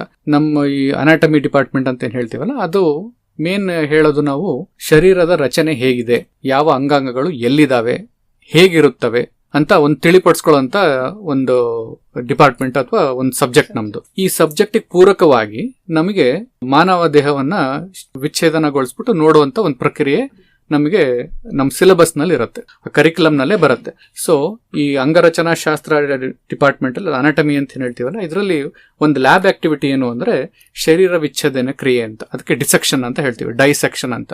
ಡೈ ಅಂದ್ರೆ 2, ಸೆಕ್ಷನ್ ಅಂದ್ರೆ ಕಟ್ ಮಾಡ್ತಾ ಹೋಗ್ತೀವಿ ಅಂತ. ಸೊ MBBS ಬ್ಯಾಚ್ ಶುರು ಆಯ್ತು ಅಂತ ಅಂದ್ರೆ ಸ್ಟೂಡೆಂಟ್ ಅಡ್ಮಿಷನ್ ತಗೊಂಡ್ರು ಅಂದ್ರೆ ಫಸ್ಟ್ ಇಯರ್ ನಲ್ಲೇ ನಮ್ಮ ಡಿಪಾರ್ಟ್ಮೆಂಟ್ ಅಲ್ಲಿ ಅವ್ರು ಬರ್ತಾರೆ ಹುಡುಗರು. ಈ ನಮ್ಮ ಡಿಪಾರ್ಟ್ಮೆಂಟ್ ಅಲ್ಲಿ ಶರೀರ ರಚನೆ ಹೇಗಿರುತ್ತೆ ಅನ್ನೋದನ್ನ ಹೇಳ್ಕೊಡ್ತೀವಿ ಅಂದಾಗ ಅವರಿಗೆ ನಾವು ಲ್ಯಾಬ್ ಮೆಟೀರಿಯಲ್ ಆಗಿ ಏನ್ ತೋರಿಸ್ಕೊಡ್ಬೋದಲ್ಲ, ಅದೇ ಆ ಜಾಗದಲ್ಲಿ ಮೃತದೇಹಗಳನ್ನ, ಈ ದಾನಿಗಳ ಮೃತದೇಹಗಳನ್ನ ಇರ್ಬೋದು, ಅಥವಾ ನಮ್ಗೆ ಯಾರ ಅನ್ಕ್ಲೈಮ್ಡ್ ಬಾಡಿ ಹಿಂದೆ ಸಿಗ್ಬೋದು ಅಂತ ಪ್ರಾವಿಷನ್ ಇದೆ ನಮ್ಮ ಕಾನೂನಿನ ಚೌಕಟ್ಟಿನಲ್ಲಿ ಅಂತ ಹೇಳಿದ್ನಲ್ಲ, ಆ ಶರೀರ ವಿಚ್ಛೇದನಗೊಳಿಸಿ ಒಂದು ಪಾರ್ಟ್ ಬೈ ಪಾರ್ಟ್ ಅವರಿಗೆ ಡಿಸೆಕ್ಷನ್ ಮಾಡಿ ನಾವು ಪ್ರಾಧ್ಯಾಪಕರು ಸಹ ಹೇಳ್ಕೊಡ್ತಿರ್ತಾರೆ. ಮತ್ತು ಅವ್ರಿಗೆ ಅದಕ್ಕೆ ಮ್ಯಾನ್ಯಲ್ಸ್ ಇರ್ತವೆ, ರೆಕಮೆಂಡೆಡ್ ಟೆಕ್ಸ್ಟ್ ಬುಕ್ಸ್ ಇರ್ತವೆ. ಅದನ್ನ ನೋಡ್ಕೊಂಡು ಅದ್ರ ಬೇಸಿಸ್ ನಲ್ಲಿ ಅವ್ರಿಗೆ ಅದು ಓದ್ಕೊಂಡು ಅರ್ಥ ಮಾಡ್ಕೊಂಡು ಹೇಗೆ ಕಾಣಿಸುತ್ತವೆ, ಶರೀರದಲ್ಲಿ ರಚನೆ ಹೇಗಿರುತ್ತೆ, ಮೂಳೆ ಅಂದ್ರೆ ಯಾವ ರೀತಿ ಕಾಣುತ್ತೆ, ಮೂಳೆಗಳಲ್ಲಿ ಏನೆಲ್ಲ ವಿಧಗಳಿರ್ತವೆ, ಇವಾಗ ಮಾಂಸಖಂಡ ಅಂತಂದ್ರೆ ಹೇಗಿರುತ್ತೆ, ಮತ್ತು ಅಂಗಾಂಗಗಳು ಅಂತಂದ್ರೆ ಇವಾಗ ಅದು ಥೊರಾಸಿಕ್ ರೀಜನ್ ಅಲ್ಲಿ ಎದೆ ಭಾಗದಲ್ಲಿರುವಂತ ಶ್ವಾಸಕೋಶಗಳು ಇರ್ಬೋದು ಅಥವಾ ಹೃದಯ ಇರ್ಬೋದು, ಯಾವ ರೀತಿ ಅದರ ರಚನೆ ಇರುತ್ತೆ, ಎಷ್ಟು ಚೇಂಬರ್ಸ್ ಇರ್ತವೆ, ಏನೇನ್ ಡೀಟೇಲ್ಸು, ಇದನ್ನೆಲ್ಲಾನು ನಾವು ಫಸ್ಟ್ ಹ್ಯಾಂಡ್ ಇನ್ಫಾರ್ಮೇಶನ್ ಅಂತ ಏನ್ ಹೇಳ್ತೀವಲ್ಲ, ಇದನ್ನ ನಾವು MBBS ಹುಡುಗರಿಗೆ ಫಸ್ಟ್ ಇಯರ್ ನಲ್ಲಿ ಹೇಳ್ಕೊಡ್ತೀವಿ. ಮೊದಲನೇ ವರ್ಷದ ವೈದ್ಯಕೀಯ ವಿದ್ಯಾರ್ಥಿಗಳ ಹುಡುಗರ ಕಲಿಕೆಗೆ ಯೂಸ್ ಮಾಡ್ತೀವಿ, ವಿದ್ಯಾಭ್ಯಾಸದ ಸಲುವಾಗಿ ಮಾತ್ರ ಇದನ್ನ ಬಳಸ್ತೀವಿ ನಾವು. ಮೃತಪಟ್ಟಂತಹ ವ್ಯಕ್ತಿಯ ದೇಹವನ್ನ ದಾನ ಮಾಡೋದ್ರಿಂದ ವೈದ್ಯಕೀಯ ವಿದ್ಯಾರ್ಥಿಗಳಿಗೆ ಅದನ್ನ ವಿದ್ಯಾಭ್ಯಾಸದ ಸಲುವಾಗಿ ಹೇಗೆಲ್ಲ ಬಳಸ್ಕೊಳ್ತೀವಿ ಎಂಬ ವಿಚಾರವಾಗಿ ಶಿವಮೊಗ್ಗದ ಪುತ್ಲೆಯಲ್ಲಿರುವಂತಹ ಸುಬ್ಬಯ್ಯ ವೈದ್ಯಕೀಯ ಮಹಾವಿದ್ಯಾಲಯದಲ್ಲಿ ಅಂಗರಚನಾ ಶಾಸ್ತ್ರದ ವಿಭಾಗದ ಮುಖ್ಯಸ್ಥರಾದಂತಹ ಡಾಕ್ಟರ್ ರವಿಕುಮಾರ್ ಸರ್ ಅವರು ಸಾಕಷ್ಟು ವಿಚಾರಗಳನ್ನ ತಿಳಿಸಿದ್ರು. ವಿದ್ಯಾರ್ಥಿಗಳಿಗೆ ವ್ಯಕ್ತಿ ದಾನ ಮಾಡಿದಂತಹ ದೇಹ ಹೇಗೆಲ್ಲ ಉಪಯೋಗಕ್ಕೆ ಬರುತ್ತೆ, ಹಾಗೆ ಅವರ ಕಲಿಕೆಗೆ ಹೇಗೆ ಸಹಕಾರಿಯಾಗುತ್ತೆ ಈ ದೇಹ ಎಂಬುದರ ಕುರಿತಾಗಿ ಸಾಕಷ್ಟು ವಿಚಾರಗಳನ್ನು ತಿಳಿಸಿದ್ರು. ನಂತರದಲ್ಲಿ ಕೂಡ ಇನ್ನಷ್ಟು ವಿಚಾರಗಳನ್ನು ಹೇಳ್ತಾರೆ, ಕೇಳೋಣ. ಅದಕ್ಕೂ ಮೊದಲು ಒಂದು ಪುಟ್ಟ ವಿರಾಮ ತಗೊಂಡು ಮತ್ತೆ ಬರೋಣ. ಕಾರ್ಯಕ್ರಮ ಮುಂದುವರಿಯುತ್ತದೆ. ಇದು ಮ್ಯಾಕ್ಸಿಮಮ್ ಆರೋಗ್ಯ ವಿತ್ ಸುಬ್ಬಯ್ಯ ಕಾರ್ಯಕ್ರಮ. ನಾನು ಪವಿತ್ರ ದಿನೇಶ್. ನೀವು ಕೇಳ್ತಾ ಇರೋದು ರೇಡಿಯೋ ಶಿವಮೊಗ್ಗ 90.8 FM ಸಮುದಾಯ ಬಾನುಲಿ, ಭರವಸೆಗಾಗಿ ಭವಿಷ್ಯಕ್ಕಾಗಿ. ಮತ್ತೊಮ್ಮೆ ಕಾರ್ಯಕ್ರಮಕ್ಕೆ ಸ್ವಾಗತ. ನೀವು ಕೇಳ್ತಾ ಇರೋದು ರೇಡಿಯೋ ಶಿವಮೊಗ್ಗ 90.8 FM ಸಮುದಾಯ ಬಾನುಲಿ, ಭರವಸೆಗಾಗಿ ಭವಿಷ್ಯಕ್ಕಾಗಿ ನಮ್ಮ ಬಾನುಲಿ. ಇದು ಮ್ಯಾಕ್ಸಿಮಮ್ ಆರೋಗ್ಯ ವಿತ್ ಸುಬ್ಬಯ್ಯ ಕಾರ್ಯಕ್ರಮ. ನಾನು ಪವಿತ್ರ ದಿನೇಶ್. ಇದುವರೆಗೆ ಸುಬ್ಬಯ್ಯ ವೈದ್ಯಕೀಯ ಮಹಾವಿದ್ಯಾಲಯದ ಅಂಗರಚನಾ ಶಾಸ್ತ್ರದ ವಿಭಾಗದ ಮುಖ್ಯಸ್ಥರಾದಂತಹ ಡಾಕ್ಟರ್ ರವಿಕುಮಾರ್ ಸರ್ ಅವರು ದೇಹದಾನ ಪ್ರಕ್ರಿಯೆಯ ಕುರಿತಾಗಿ ಮಾಹಿತಿಯನ್ನ ಹೇಳ್ತಾ ಇದ್ರು. ಈಗ ಸಹ ಇನ್ನಷ್ಟು ವಿಚಾರಗಳನ್ನು ಹೇಳ್ತಾರೆ, ಕೇಳೋಣ ಬನ್ನಿ. ಸರ್, ದೇಹದಾನ ಮಾಡಿದಂತಹ ವ್ಯಕ್ತಿಯ ದೇಹವನ್ನ ಎಷ್ಟು ವರ್ಷಗಳ ತನಕ ಕಲಿಕೆಗಾಗಿ ಬಳಸ್ಕೊಳ್ತೀರಿ ಸರ್ ಒಂದು ದೇಹವನ್ನ? ಓಕೆ ಮೇಡಮ್, ಬಹಳ ಒಳ್ಳೆ ಪ್ರಶ್ನೆ ಕೇಳಿದ್ರಿ. ಎಷ್ಟು ವರ್ಷದ ತನಕ ಅಂಗಾಂಗಗಳು ಇರ್ತವೆ? 106 ವರ್ಷ ಇರ್ತಾವ? ಇಲ್ಲ, ಅರೌಂಡ್ 2 ರಿಂದ 3 ವರ್ಷ ತುಂಬಾನೇ ಚೆನ್ನಾಗಿ ನಾವು ಪ್ರಿಸರ್ವ್ ಮಾಡ್ತೀವಿ. ನಾವು ಇಟ್ಕೊಂಡಿದೀವಿ ಒಂದು 4 ವರ್ಷದ ತನಕ ಕೆಲವೊಂದೆಲ್ಲ ಸ್ಪೆಸಿಮೆನ್ಸ್ ಇಟ್ಕೊಂಡಿವಿ. ನಂತರದ ದಿನಗಳಲ್ಲಿ ಅದನ್ನ ಎಕ್ಸಾಮಿನೇಷನ್ಸ್ಗೆ ಎಕ್ಸಾಮ್ ಸ್ಪೆಸಿಮೆನ್ಸ್ ಆಗಿ ಕೆಲವೊಂದು ವರ್ಷ ಇಟ್ಕೋಬಹುದು ನಾವು. ಇವಾಗ ನಾವು ಕೈ ಭಾಗದಲ್ಲಿ ಡಿಸೆಕ್ಷನ್ ಮಾಡ್ತೀವಿ, ಅಪ್ಪರ್ ಲಿಂಬ್ ಅಂತ ಹೇಳ್ತೀವಿ. ಈ ಡಿಸೆಕ್ಷನ್ ಮಾಡ್ಬಿಟ್ಟು ಇಟ್ಕೊಂಡಾಗ ಯೂಶಲಿ ಅದು ಒಳ್ಳೆ ಸ್ಟೇಟ್ ಅಲ್ಲಿ ಇರುತ್ತೆ. ಇವಾಗ ಈ ಒಂದು ವರ್ಷದ ಕೆಳಗಡೆ ನಾವು ದಾನ ಮಾಡಿರೋ ಯಾವ್ದಾರ ದೇಹ ಇರುತ್ತೆ ಅದನ್ನ ನಾವು ಇಟ್ಕೊಂಡಿರ್ತೀವಿ. ಅದನ್ನ ಡಿಸೆಕ್ಟ್ ಮಾಡಿದ್ಮೇಲೆ ಸ್ಕಿನ್ ತೆಗಿತೀವಿ, ಅದ್ಮೇಲೆ ಮಾಂಸಖಂಡಗಳು ನೋಡ್ತೀವಿ, ಮೂಳೆಗಳನ್ನ ತೋರಿಸ್ತೀವಿ, ರಕ್ತನಾಳಗಳು ಹೆಂಗಿರ್ತವೆ, ನರಗಳು ಹೆಂಗಿರ್ತವೆ, ಈ ಮೂವ್ಮೆಂಟ್ಸ್ ಹೆಂಗ್ ಬರುತ್ತೆ ಅಂತೆಲ್ಲ ತಿಳಿಸ್ಕೊಟ್ಟಾದ ನಂತರ ಅದನ್ನ ಎಕ್ಸಾಮ್ ಸ್ಪೆಸಿಮನ್ ಆಗಿ ಇಟ್ಕೊಳ್ತೀವಿ. ಸೊ ಅದಕ್ಕೆಲ್ಲದಕ್ಕೂ ಒಂದು ಟೈಮ್ ಫ್ರೇಮ್ ಇರುತ್ತೆ, ಇಷ್ಟು ದಿವಸಗಳಲ್ಲಿ ಆ ಟಿಶ್ಯೂಸ್ ಏನು ಹಾಳಾಗಲ್ಲ ಅಂತ. ಯೂಶಲಿ ನಾವು 2 ರಿಂದ 3 ವರ್ಷ ಒಂದು ವ್ಯಕ್ತಿಯ ಮೃತದೇಹವನ್ನ ನಾವು ಡಿಸೆಕ್ಷನ್ ಮಾಡಿ ಇಟ್ಕೊಂಡಾಗ ಅಲ್ಲಿ ತನಕ ಅದರದ್ದು ಮಾಂಸಖಂಡಗಳಾಗ್ಬೋದು, ಮೂಳೆಗಳಾಗ್ಬೋದು, ರಕ್ತನಾಳಗಳಾಗ್ಬೋದು ಏನು ಕೆಡದಂಗೆ ಚೆನ್ನಾಗಿರ್ತವೆ. ಸೊ 2 ರಿಂದ 3 ವರ್ಷದ ತನಕ ನಾವು ಅದನ್ನ ಸ್ಪೆಸಿಮನ್ ಆಗಿ ಇಟ್ಕೊಂಡು ನಂತರದ ದಿನಗಳಲ್ಲಿ ಟ್ಯಾಂಕಲ್ಲೇ ಇಟ್ಟಿರ್ತೀವಿ, ಯಾವ್ದನ್ನು ಹೊರಗಡೆ ಗಾಳಿಗೆ ಇಟ್ಟಿರಲ್ಲ. ಡಿಸೆಕ್ಷನ್ ಆದ ನಂತರ ಎಲ್ಲಾನು ವಾಪಸ್ ಟ್ಯಾಂಕಿಗೆ ಹಾಕ್ತಿರ್ತೀವಿ. ಪ್ರತಿ ದಿವಸನೂ ಟ್ಯಾಂಕಿಗೆ ಹಾಕ್ಬಿಟ್ಟು ಮತ್ತೆ ತೆಗೆದ್ಬಿಟ್ಟು ವಾಶ್ ಮಾಡಿ ಅದನ್ನ ಪುನಃ ಅದು ಕಂಟಿನ್ಯೂ ಮಾಡ್ತಿರ್ತೀವಿ. 2 ದಿವಸಕ್ಕೆ ಒಂದ್ಸರಿ ನಾವು ಟ್ಯಾಂಕಿಗೆ ಹಾಕ್ತಿವಿ. ಸೋಮವಾರ ಬೆಳಗ್ಗೆ ಟ್ಯಾಂಕಿಂದ ಹೊರಗಡೆ ತೆಗೆದು ಕ್ಲೀನ್ ಆಗಿ ವಾಶ್ ಮಾಡಿ, ಫಾರ್ಮಲಿನ್ ವೇಪರ್ಸ್ ಅದೇನು ಅದು ಸ್ವಲ್ಪ ಸ್ಟ್ರಾಂಗ್ ಅದು, ಕಣ್ಣಿಗೆಲ್ಲ ಉರಿ ಆಗುತ್ತೆ ಕೆಲವೊಬ್ಬರಿಗೆಲ್ಲ. ಅದಕ್ಕೆ ಏನ್ ಮಾಡ್ತೀವಿ, ಯಾವುದೇ ಸ್ಪೆಸಿಮನ್ ನಾವು ಟ್ಯಾಂಕಿಂದ ತೆಗೆದಾಗ ಸ್ವಲ್ಪ ಕ್ಲೀನ್ ಮಾಡಿ ನೀರಿನಲ್ಲಿ ಟ್ಯಾಪ್ ವಾಟರ್ ನಲ್ಲಿ ತೊಳೆದ್ಬಿಟ್ಟು ನಂತರ ಆಯಾ ಟೇಬಲ್ ಗಳಿಗೆ ಹಾಕಿರ್ತೀವಿ. ಅವ್ರು ನೋಡ್ತಾರೆ, ಅದನ್ನ ಬಾಡಿ ಹಂಗೆ ಇರತ್ತೆ, ಡಿಸೆಕ್ಟ್ ಮಾಡ್ಕೊಂಡು ಆಮೇಲೆ ಕಾಲ್ ಭಾಗನ ಕಲಿಸ್ತೀವಿ. ನಂತರ ಎದೆ ಭಾಗದಲ್ಲಿರುವಂತ ಶ್ವಾಸಕೋಶಗಳ ಬಗ್ಗೆ ಅಥವಾ ಹೃದಯದ ಬಗ್ಗೆ ಹೇಳ್ಕೊಡ್ತೀವಿ. ಆಮೇಲೆ ಅಬ್ಡಮನ್ ನಲ್ಲಿ ಜಠರ ಇರ್ಬೋದು, ಕರಳಿರ್ಬೋದು, ಅಥವಾ ಯಕೃತ್ ಇರ್ಬೋದು, ಲಿವರ್ ಇರ್ಬೋದು, ಇವನ್ನೆಲ್ಲ ತಿಳಿಸ್ಕೊಟ್ಟು, ಕಿಡ್ನೀಸ್ ಇರ್ಬೋದು, ಅದ್ರ ಬಗ್ಗೆ ಎಲ್ಲ ಮಾಹಿತಿ ತಿಳಿಸ್ಕೊಟ್ಟು ಓವರ್ ಪೀರಿಯಡ್ ಆಫ್ 2-3 ಮಂತ್ಸ್ ಅದನ್ನ ಸ್ಟಡಿ ಅಂತ ಮಾಡ್ಬಿಟ್ಟು ಅದನ್ನೆಲ್ಲ ಆರ್ಗನ್ಸ್ ಇಂಡಿವಿಜುವಲ್ ಆರ್ಗನ್ಸ್ ಸಪರೇಟ್ ಆಗಿ ಇಟ್ಬಿಟ್ಟು ಒಂದೊಂದು ಟೈಮ್ ಫ್ರೇಮ್ ಇರುತ್ತೆ ಅದಕ್ಕೆ. ಸರ್, ನೀವೇ ಹೇಳಿದ್ರಿ ಒಂದು ಮೃತದೇಹ 2 ರಿಂದ 3 ವರ್ಷದ ತನಕ ಬಳಸ್ಕೊಳ್ತೀವಿ ಅಂದ್ರೆ ಎಜುಕೇಶನ್ ಪರ್ಪಸ್ ಗೆ ಅಂತ ಹೇಳಿ. ನಂತರದಲ್ಲಿ ಏನ್ ಮಾಡ್ತೀರಾ ಸರ್ ಆ ಮೃತದೇಹವನ್ನ? ಅದಾದ್ಮೇಲೆ ವಿತ್ ಆಲ್ ಎಲ್ಲಾ ಗೌರವ ಮರ್ಯಾದೆಗಳೊಂದಿಗೆ ಅದನ್ನ ಒಂದು 3-4 ವರ್ಷ ಅದನ್ನ ಇಟ್ಕೊಂಡ್ಬಿಟ್ಟು ನಂತರದಲ್ಲಿ ಅದನ್ನ ನಾವು ಹಂಗೇನೆ ಡಿಸ್ಪೋಸ್ ಮಾಡ್ದಂಗೆ ಬಯೋಮೆಡಿಕಲ್ ವೇಸ್ಟ್ ಅಂತ ಏನ್ ಹೇಳ್ತೀವಲ್ಲ, ಒಳ್ಳೆ ಕಂಟೈನರ್ಸ್ ಗಳಲ್ಲೇ ಏನು ಡಬಲ್ ಸೀಲ್ ಮಾಡ್ಬಿಟ್ಟು, ಸೊ ಎಲ್ಲೂನು ನಾವು ಅದನ್ನ ಮಾಡ್ದಂಗೆ ವಿತ್ ಆಲ್ ಎಲ್ಲಾ ಗೌರವ ಮರ್ಯಾದೆಗಳನ್ನ ನಮ್ಮ ಸುಶ್ರುತ ಬಯೋಮೆಡಿಕಲ್ ವೇಸ್ಟ್ ಅಂತ ಇಲ್ಲಿ ನಮ್ಮ ಇಂಡಸ್ಟ್ರಿಯಲ್ ಏರಿಯಾದಲ್ಲಿ ಎಲ್ಲಾ ರೀತಿಯಂತ ಹಾಸ್ಪಿಟಲ್ ವೇಸ್ಟ್ ನ ಸೆಗ್ರಿಗೇಟ್ ಮಾಡಿ ಅದನ್ನ ಡಿಸ್ಪೋಸ್ ಮಾಡೋಂತ ವ್ಯವಸ್ಥೆ ಇದೆ. ಸೊ ಆ ತರದ ಅವ್ರ ಇದಕ್ಕೆ ಕಾಂಟ್ಯಾಕ್ಟ್ ಮಾಡಿ ನಾವು, ಅವರು ಯೂಶಲಿ ಮಂತ್ಲಿ 2-3 ಟೈಮ್ಸ್ ಬರ್ತಾ ಇರ್ತಾರೆ. ಆ ತರ ಯಾವ್ದಾರ ಹಿಂಗೆ ನಾವು ಡಿಸ್ಪೋಸ್ ಮಾಡಬೇಕು ಅಂತ ಇದ್ದದನ್ನ ನಾವು ಅಲ್ಲಿಗೆ ಅವ್ರು ಕಳ್ಸಿಕೊಟ್ಬಿಟ್ಟು ಅಲ್ಲಿ ಇನ್ಸಿನರೇಷನ್ ಪ್ರೋಸೆಸ್ ನಲ್ಲಿ ಕಂಪ್ಲೀಟ್ ಅದನ್ನ ಬರ್ನ್ ಮಾಡಿ ಯಾರಿಗೂ ಏನು ತೊಂದರೆ ಆಗದಿರೋ ರೀತಿಯಲ್ಲಿ ನೋಡ್ಕೊಳ್ತಾರೆ ಅದನ್ನ. ಸೊ ಎಲ್ಲೂನು ನಾವು ಅದನ್ನ ಮಾಡ್ದಂಗೆ ವಿತ್ ಆಲ್ ಎಲ್ಲಾ ಗೌರವ ಮರ್ಯಾದೆಗಳನ್ನ ಮತ್ತೆ ಹೇಳ್ಕೊಡೋದು ಅದನ್ನೇ. ಒಂದು ಚೆನ್ನಾಗಿ ಬಾಳ ಬದುಕಿದ ಒಬ್ಬ ವ್ಯಕ್ತಿ, ಅದು ಗಂಡಸರಾಗಿರ್ಬೋದು ಹೆಂಗಸರಾಗಿರ್ಬೋದು, ನಿಮ್ಮ ಕಲಿಕೆಗೋಸ್ಕರ ಹುಡುಗರಿಗೆ ನಾನು ಹೇಳೋದೇನು ಅಂದ್ರೆ ನಾನ್ ಕಲಿಸುವಾಗ ನಿಮ್ಮ ಒಂದು ಕಲಿಕೆಗೆ ನಿಮಗೆ ಅದನ್ನ ಗೊತ್ತಾಗ್ಲಿ, ನೀವು ಮುಂದೆ ಒಬ್ಬ ದೊಡ್ಡ ಸರ್ಜನ್ ಆಗ್ಬೋದು, ಒಬ್ಬ ದೊಡ್ಡ ಫಿಸಿಷಿಯನ್ ಆಗ್ಬೋದು, ಅದು ಪೂರಕವಾಗಿ ನಿಮ್ಮ ಕಲಿಕೆಗೆ ಒಬ್ಬ ಮೃತ ವ್ಯಕ್ತಿ ಅಥವಾ ಅವನ ದೇಹ ಯಾಕೆ ಅಂದ್ರೆ ನೀವು ಒಂದು 10 ಜನ 12 ಜನ ಒಂದು ಗ್ರೂಪ್ ಅಲ್ಲಿ ಇರ್ತಾರಲ್ಲ, ಅವ್ರಗಳಿಗಾಗಿ ಒಂದು ಬಾಡಿ ಅಂತ ಕೊಟ್ಟಿರ್ತೀವಿ. ನಿಮ್ಮ ಕಲಿಕೆಗೋಸ್ಕರ ಈ ದೇಹ ಚೆನ್ನಾಗಿ ಬಾಳ ಬರ್ತಂತ ಒಬ್ಬ ವ್ಯಕ್ತಿ ಒಂದು ಪೀಸ್ ಆಗಿ ನಿಮ್ಗೆ ಹೇಳ್ಕೊಡ್ತಾ ಇದ್ದಾನೆ. ಫಸ್ಟ್ ನಮ್ಕಿನ್ನ ಜಾಸ್ತಿ, ಟೀಚರ್ಸ್ಗಿನ್ನ ಜಾಸ್ತಿ ನಿಮ್ ಗೌರವ ಇದಕ್ಕೆ ಸಲ್ಬೇಕು ಅಂತಾನೆ ಹೇಳ್ಕೊಡೋದು ನಾವು. So cadaver is the first teacher. ನಾವೇನ್ ಅದನ್ನ ಮೃತದೇಹ ಇರುತ್ತಲ್ಲ, ಆ ಮೃತದೇಹ ನಮ್ಮ ಟೀಚರ್ಸ್ಗಿನ್ನ ಒಂದು ಹೆಜ್ಜೆ ಮುಂದೆ, ಅದು ನನಗೆ ಕೇಳೋದಾದ್ರೆ ಅದನ್ನೇ ಹೇಳ್ಕೊಡ್ತೀವಿ ನಾವು. ಅದನ್ನೇ ನಮ್ಮ ಕರಿಕುಲಮ್ ಅಲ್ಲೂ ಅದೇ ಇದೆ, ಅದು ಕೆಡವರ್ ಆಸ್ ದ ಫಸ್ಟ್ ಟೀಚರ್ ಅಂತಾನೆ ನಾವು ಮಾತಾಡ್ತೀವಿ. ಕಂಪ್ಲೀಟ್ ವಿಚ್ಛೇದನಗೊಂಡು ತನ್ನ ಮಾರ್ಪಾಟ್ ಹೆಂಗಿದೆ ಅಂತ, ಒಳಗಡೆ ಏನೇನಿದೆ, ಅಂಗಗಳು ಯಾವ ರೀತಿ ಒಂದಕ್ಕೊಂದು ಹೊಂದಾಣಿಕೆಯಲ್ಲಿ ಕೆಲಸ ಮಾಡ್ತವೆ ಅನ್ನೋದನ್ನೆಲ್ಲ ನಿಮಗೆ ಕಲಿಸ್ಲಿಕ್ಕೆ ಅಂತ. ಅವ್ರ ಫೈನಲ್ ಇಯರ್ಗೆ ಹೋಗಕ್ ಮುಂಚೆ, ಅವ್ರೊಬ್ಬ ಇಂಟರ್ನ್ ಆಗಕ್ ಮುಂಚೆ, ಒಬ್ಬ ಯಾರೋ ಸ್ಪೆಷಲಿಸ್ಟ್ ಆಗಕ್ ಮುಂಚೆ ಅವ್ರಿಗೆ ಶರೀರ ರಚನೆ ಹೇಗಿದೆ ಅಂತ ತಿಳಿಸ್ಕೊಡೋದಕ್ಕೆ ಈ ಡಿಸೆಕ್ಷನ್ ಅಂತ ಒಂದು ಪ್ರೊಸೀಜರ್, ಶರೀರ ವಿಚ್ಛೇದನ ಅಂತ. ಅದಕ್ಕಾಗಿ ಈ ದಾನಿಗಳು ಕೊಟ್ಟಿದ್ದಂತಹ ದೇಹನ ನಾವು ಬಳಸ್ಕೊಳ್ತೀವಿ. So cadaver is the first teacher for the students more than the teachers or professors like me who are teaching. ನೀವು ಹೇಳೋದನ್ನ ಕೇಳಿದಾಗ ಸರ್, ಸಮಾಜಕ್ಕೆ ಒಳ್ಳೆಯ ವೈದ್ಯರು ಬೇಕು ಅಂತ ಹೇಳಿದ್ರೆ ನಾವು ಈ ರೀತಿಯ ಮೃತ ದೇಹಗಳನ್ನ ದಾನ ಮಾಡೋದ್ರಿಂದ ಮಾತ್ರ ಸಾಧ್ಯ ಅಂತ ಹೇಳ್ಬೋದಲ್ವಾ? ಡೆಫಿನೆಟ್ಲಿ ಅದು ಕರಿಕ್ಯುಲಮ್ ನಲ್ಲೂ ಸಹ ಒತ್ತು ಕೊಡ್ತಾರೆ. ಇವಾಗ ನಮ್ಮ ಏನು ಗವರ್ನಿಂಗ್ ಯೂನಿವರ್ಸಿಟಿ ಇದೆ ಅಥವಾ ದೊಡ್ಡ ಒಂದು ನ್ಯಾಷನಲ್ ಲೆವೆಲ್ ಅಲ್ಲಿ ಕಮಿಷನ್ ಇದೆಯಲ್ಲ, ಮೆಡಿಕಲ್ ಕೌನ್ಸಿಲ್ ಎಲ್ಲ, ನೀವು ಮೊದಲನೇ ವರ್ಷದ ವ್ಯಾಸಂಗ ಮಾಡುತ್ತಿರುವ ಎಲ್ಲಾ ವೈದ್ಯಕೀಯ ವಿದ್ಯಾರ್ಥಿಗಳು ಸಹ ಡಿಸೆಕ್ಷನ್ ನ ಕಂಪಲ್ಸರಿ ಅಟೆಂಡ್ ಆಗಬೇಕು. ಅಟೆಂಡೆನ್ಸ್ ವೈಸ್ ಅಷ್ಟೇ ಅಲ್ಲ, ಕಲಿಕೆ ರೂಪದಲ್ಲಿ ಅವರು ಅದನ್ನ ಗ್ರಹಿಸಿಕೊಂಡು, ಕಲಿಸಿದ ವಿಚಾರಗಳನ್ನೆಲ್ಲ ಗ್ರಹಿಸಿಕೊಂಡು ಅವರು ತಮ್ಮ ಮುಂದಿನ ವರ್ಷದ ಕಲಿಕೆಗಾಗಿ ಇವೆಲ್ಲಾನು ಫೌಂಡೇಶನ್ ಆಗಿ ಬಳಸ್ಕೊಳ್ಬೇಕು ಅಂತ. ಸೊ ನೀವು ಸೆಕೆಂಡ್ ಇಯರ್ ನಲ್ಲಿ ಅವ್ರಿಗೆ OPD ಕರ್ಕೊಂಡು ಹೋಗ್ತಾರೆ, ಅಲ್ಲಿ ಪೇಷಂಟ್ಸ್ ನ ತೋರಿಸ್ತಾರೆ, ಟ್ರೀಟ್ ಮಾಡಕ್ ಇನ್ನೂ ಬಿಡಲ್ಲ. ಫೈನಲ್ ಇಯರ್ ನಲ್ಲಿ ಕೇಸಸ್ ನ ಯಾವ್ದಾರ ಇಂಟ್ರೆಸ್ಟಿಂಗ್ ಕೇಸಸ್ ಇರೋದನ್ನ ಲೈವ್ ಪರ್ಸನ್ ಗೆ ಕೊಟ್ಬಿಟ್ಟು ಅದನ್ನ ಇಂಟ್ರಾಕ್ಟ್ ಮಾಡಿ, ಟೀಚರ್ಸ್ ಡಿಸ್ಕಸ್ ಮಾಡಿ ಅದ್ರ ಬಗ್ಗೆ ತಿಳ್ಕೊಳ್ಳಿ ನೀವು. ಅದೇ ತರ ಸರ್ಜರಿ ಅಂತ ವಿಭಾಗದಲ್ಲಿ ಹೋದಾಗ ಅಲ್ಲಿ ಏನಾರ ಒಂದು ಕಾಯಿಲೆ ಇದೆ ಅವನಿಗೆ ಅಂತ ಕೇಳ್ಪಟ್ಟಾಗ ಅದನ್ನ ಅನಲೈಸ್ ಮಾಡಿ ತಿಳಿಸ್ಕೊಟ್ಟು ಅವಾಗ ಅವ್ರಿಗೆ ಇಲ್ಲಿ ಅನಾಟಮಿ ಬೇಸಿಸ್ ಬರುತ್ತೆ, ಅಂಗರಚನೆ ಹೇಗಿರುತ್ತೆ ಅನ್ನೋದು ಬೇಕಾಗುತ್ತೆ. ಸೊ ಏನೇ ಆಪರೇಷನ್ ಮಾಡಕ್ಕೂ ಮುಂಚೆ ಮುಂದೊಂದ್ ದಿವಸ ಅವ್ರು ದೊಡ್ಡ ಸರ್ಜನ್ ಆಗ್ಬೋದು. ಇವತ್ತು ಫಸ್ಟ್ ಇಯರ್ ನಲ್ಲಿ ಇರೋ ಹುಡುಗ ಅಥವಾ ಹುಡುಗಿ ಅಲ್ವಾ, ಅವರು ತಮ್ಮ ಮುಂದಿನ ದಿನಗಳಲ್ಲಿ ದೊಡ್ಡ ಸ್ಪೆಷಲಿಸ್ಟ್ ಆದಾಗ ಅವರಿಗೆ ತಾವು ಏನೇ ಸರ್ಜರಿ ಮಾಡುವ ಮುಂಚೆ ಅವರಿಗೆ ಅದರದ ನಾರ್ಮಲ್ ಅರೇಂಜ್ಮೆಂಟ್ ಗೊತ್ತಿರಬೇಕು, ನಾರ್ಮಲ್ ಅನಾಟಮಿ ಗೊತ್ತಿರಬೇಕು. ನಾರ್ಮಲ್ ಶರೀರ ಪ್ರಕ್ರಿಯೆ ಸಾಧಾರಣವಾಗಿ ಒಬ್ಬ ಮನುಷ್ಯನಲ್ಲಿ ಏನ್ ರಕ್ತನಾಳ ಈ ಆರ್ಗನ್ ಈ ಅಂಗಾಂಗಕ್ಕೆ ಸಪ್ಲೈ ಮಾಡುತ್ತೆ, ಆಮೇಲೆ ಯಾವ ನರ ಇದಕ್ಕೆ ಸಪ್ಲೈ ಮಾಡುತ್ತೆ, ಏನೇನೆಲ್ಲ ಅದರದ್ದು ಗುಣಲಕ್ಷಣಗಳು ಅಂತೆಲ್ಲ ಗೊತ್ತಿರಬೇಕು. ಅದನ್ನ ನಾವು as a foundation first year ನಲ್ಲೇ ಕಲಿಸ್ಬೇಕು ಅಂತ ಒಂದು ಡಿಕ್ಟಮ್ ಇದೆ. ಅದು ಕಲಿಕೆಯಲ್ಲಿ ಅವ್ರು ಇರಲೇಬೇಕು ಅಂತ ಇದೆ. ಅದನ್ನ ನಾವು ಕಲಿಸ್ಕೊಡ್ತಾ ಇರ್ತೀವಿ. ಒಬ್ಬ ವ್ಯಕ್ತಿ ದೇಹ ದಾನವನ್ನ ಮಾಡೋದ್ರಿಂದ ಏನೆಲ್ಲ ಉಪಯೋಗ ಇದೆ, ಎಷ್ಟೆಲ್ಲ ಮಹತ್ವದ ವಿಚಾರಗಳನ್ನ ತಿಳಿಸ್ಕೊಟ್ರಿ ಸರ್. ಹಾಗೆ ಸುಬ್ಬಯ್ಯ ವೈದ್ಯಕೀಯ ಮಹಾವಿದ್ಯಾಲಯದಲ್ಲಿ ದೇಹ ದಾನಿಗಳಿಗೆ ಏನಾದ್ರು ಸೌಲಭ್ಯಗಳಿದೆಯಾ ಸರ್? ತುಂಬಾ ಒಳ್ಳೆ ಪ್ರಶ್ನೆ ಮೇಡಮ್.